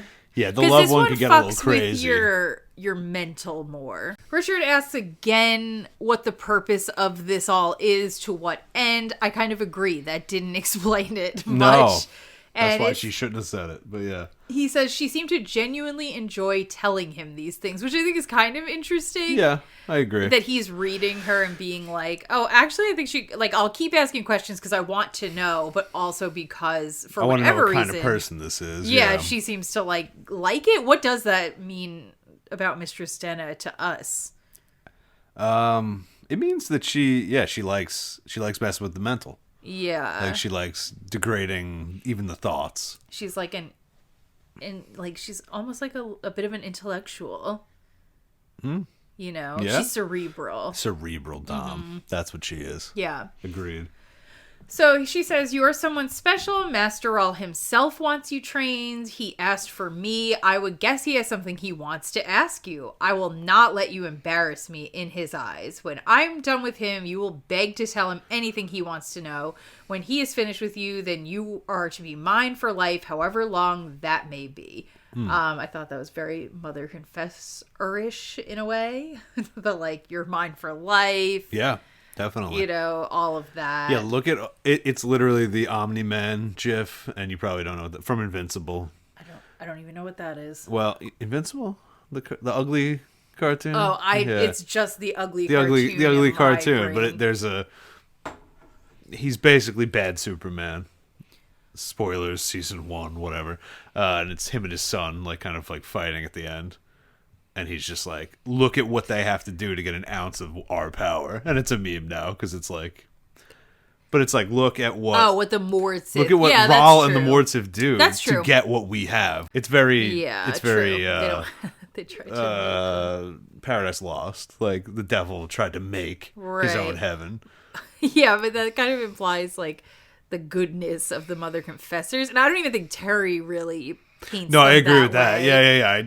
But yeah, it's just maybe in the sense of like if the metaphor is power only, where we're just like, it's not that it's good inherently, but it is extremely powerful. Yes. And they don't have one, so they did all this. To make one. Thank God, right? Yeah. Am I right, boys? Am I right, boys? Am I right, boys? Thank God. And yeah, all of this I kind of found confusing as we go, right? So, okay, so I get it though. She's like, Master Rahl, you have some info he wants. He specifically asked for me to come train you to be the most obedient human being on the planet so that when he asks you in his time of need, there's no issues. He doesn't even have to try. Like, you're just going to tell him. You're going to beg to tell him. Right. I get it. It's a good plan. And it is. Richard thinks about her braid because he's angry about what she just said. He knows Dark and Rahl wants to know what's in the Book of Counted Shadows. Yeah. Take me back, though. So I guess he, at this point, must have put together that Richard, the boy of the man he killed, who had the Book of Counted Shadows, and this man, the Seeker, are the same person.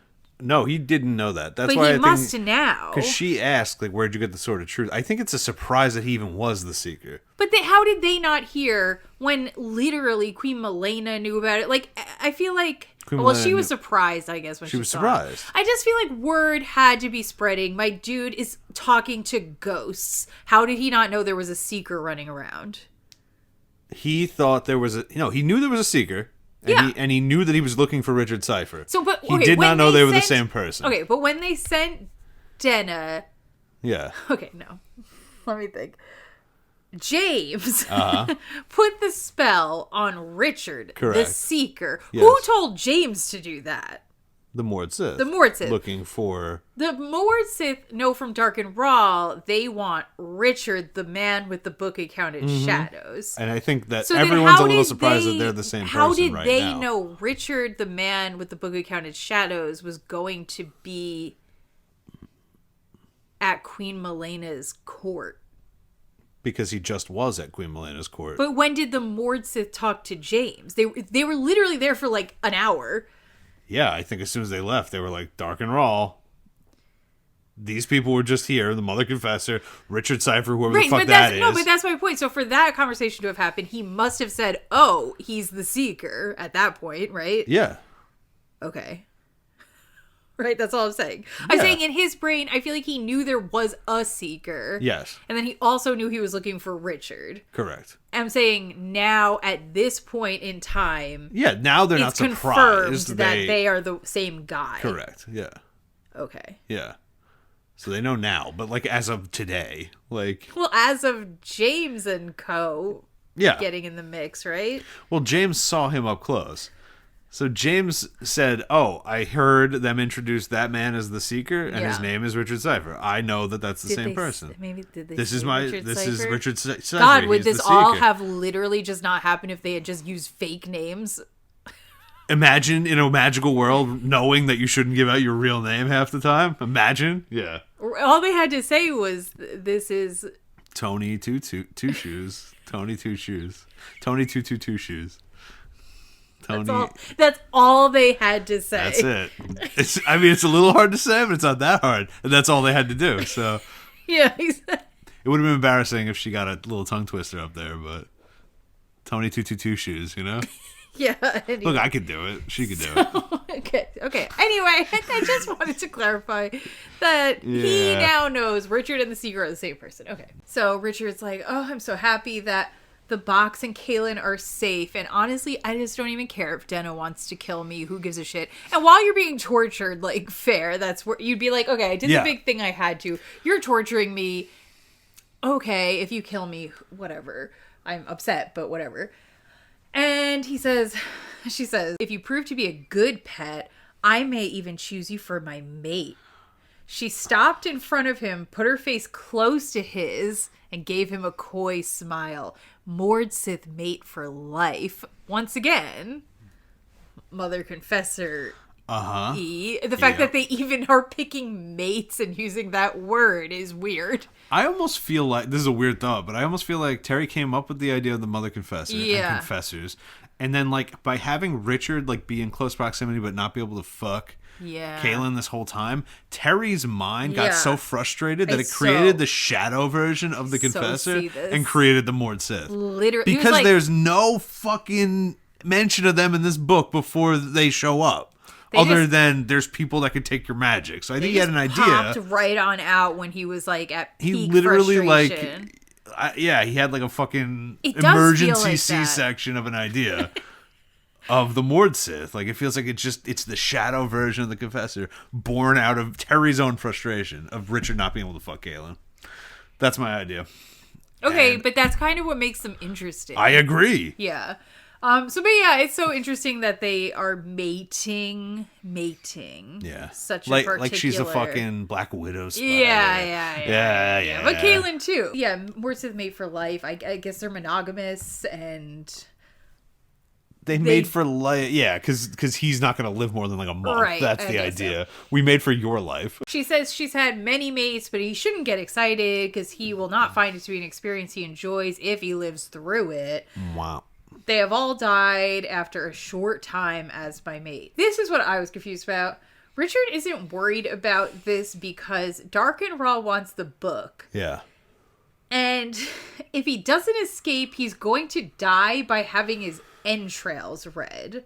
Yeah. So Richard's thinking that Darkenrawl's only looking for him because he read his dad's entrails, and he said to his dad's entrails, "Where's the book?" And he said Richard. I get it. So now he's going to say, "Where's the book?" And it's like, Richard, it's in my brain, but you killed me, so you can't get it now. That's his thought. No, but we are clearly we're having him trained in the first place so he can answer questions. He's not going to read his entrails. He's going to ask Richard questions. I agree. Richard should be extremely concerned because it is in his head. Yes. If in fact they get him to a point where he... Yeah, I don't know. I don't know why he's not thinking that far ahead. He's like, why? Because I think he's like, no one could do that much. I just simply won't tell them. There's no reason for him to try to read his entrails. There's no reason for him to have him trained to the extent that he's going to answer any question honestly. Yeah. If the goal is he brings him in and just cuts his disembowels him, what was open. The training for? I don't know. The training is irrelevant then. Obviously, the plan is to interrogate him via questioning, not entrail reading. Or even if he doesn't know that it's in his head right now, he's going to say, "Where's the book?" And he's going to say, "We destroyed it." And I'm like, "Oh, did you read it?" "Yes." Do you remember it? And he's like, "I remember every fucking word. What do you want to know?" And then that's going to be that. I get that he thinks maybe he won't say that, but it's like, it's weird to assume that he definitely won't. That he definitely won't, and he's going to read your entrails. I don't think he's going to do that. No, I don't think so. And then he's like, "Oh yeah," and it's like so sick because like he thinks he'll just read my entrails and figure out how to get to the box, but he won't because he can't read the box through my entrails. I'm like, okay, but what if he could? The goal is that you tell him the information. Yeah. He didn't need Denna to do any of this if he just wanted to cut you open. And then it says, no book, no box. Darkenrawl was a dead man. So that kind of implies that our question from the beginning of the episode, like, isn't he going to open a second one of the other boxes? I guess not. That's what that sentence just suggests. Like he can't predict that Darkenrawl's just going to ask him about the book. Maybe he doesn't. He can't predict that Darkenrawl's crazy enough to just open a box. It's not even crazy. He's going to die anyway. Why wouldn't he? So Richard decides he doesn't believe he was betrayed. He thinks it's just Darkenrawl using Wizard's First Rule on him, and he's not falling for that shit. Wow. And I guess it's technically not true. It's technically not true. Yeah, but this is the problem with Wizard's First Rule. Correct. I refuse to believe that that's real. It was real. Oh, oops. No, because if I suppose that a friend would never betray me, so I guess he's not a friend. Gotcha. So where'd you get that sort of truth? Just by the way. By the way. I wrote BT dubs, yeah. Me too. Yeah. Where'd you get the sort of truth? This conversation tone pivot is so weird. So weird. Hey, by the way, where'd you get that? And then why does he say lies? I bought it from the last man that had it? I don't know. Is he in his mind? Is that what happened, or is he just making up a thing?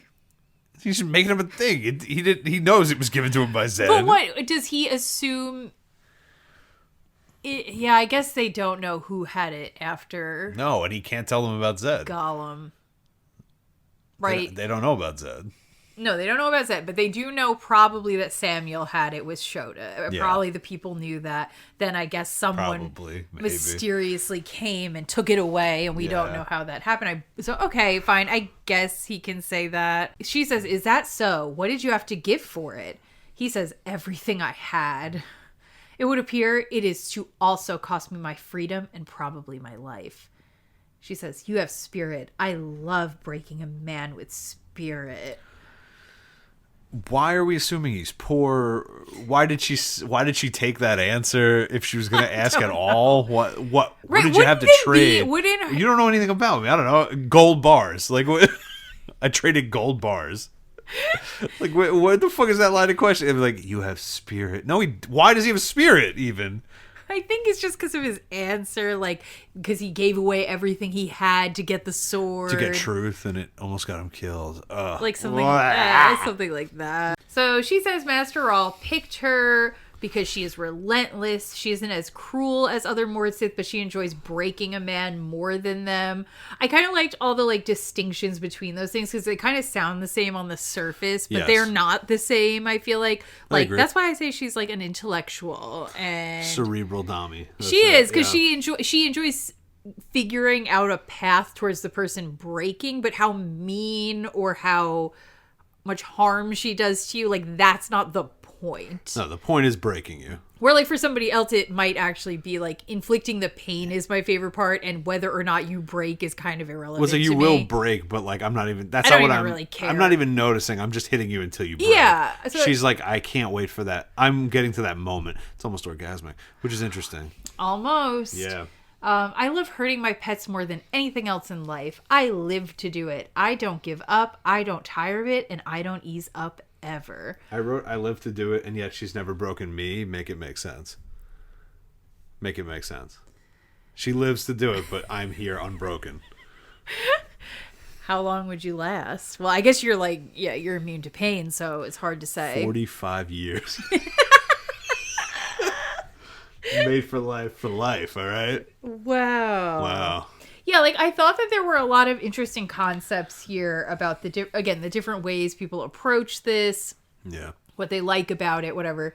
And then it's just like very annoying because so much of it just gets reduced down to somebody abuses you and then you take your anger out on someone else. That's it. That's it. The whole cycle. Plenty of people get abused and don't abuse. Plenty. That is also being... Look at Jesus. Yeah, I get who abused him, Pontius Pilate. I don't know.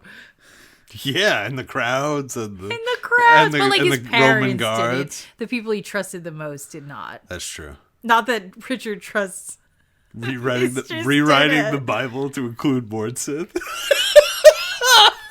Pontius Pilate hired a Mord-Sith at the end. Oh my god.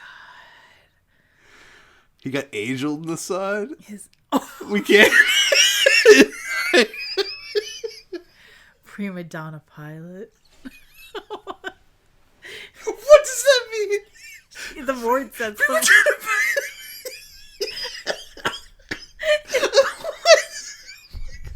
What does that mean? She's a Mord-Sith.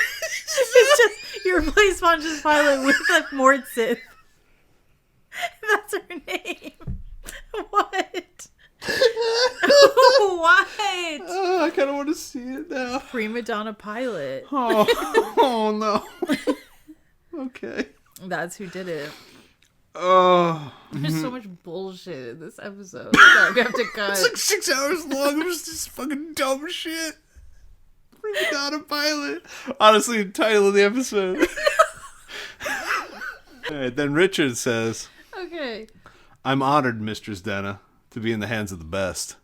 Mm-hmm. She fucking cracks him in the mouth with the angel. Yeah, then she puts it on his already cut lip. Like just... Which was kind of hot and cool. Yeah, it was hot. But then she says, that's the last flippant thing I ever want to hear from you. I don't even really know what she's talking about. What's flippant about what he said? What do you mean? He's being a dick. Because she's going on and on about how she's like I thought the best. He's like playing into his role. He kind of is, but he's also kind of being like... I'm so honored to be in the hands of the best. And she's like, fuck you.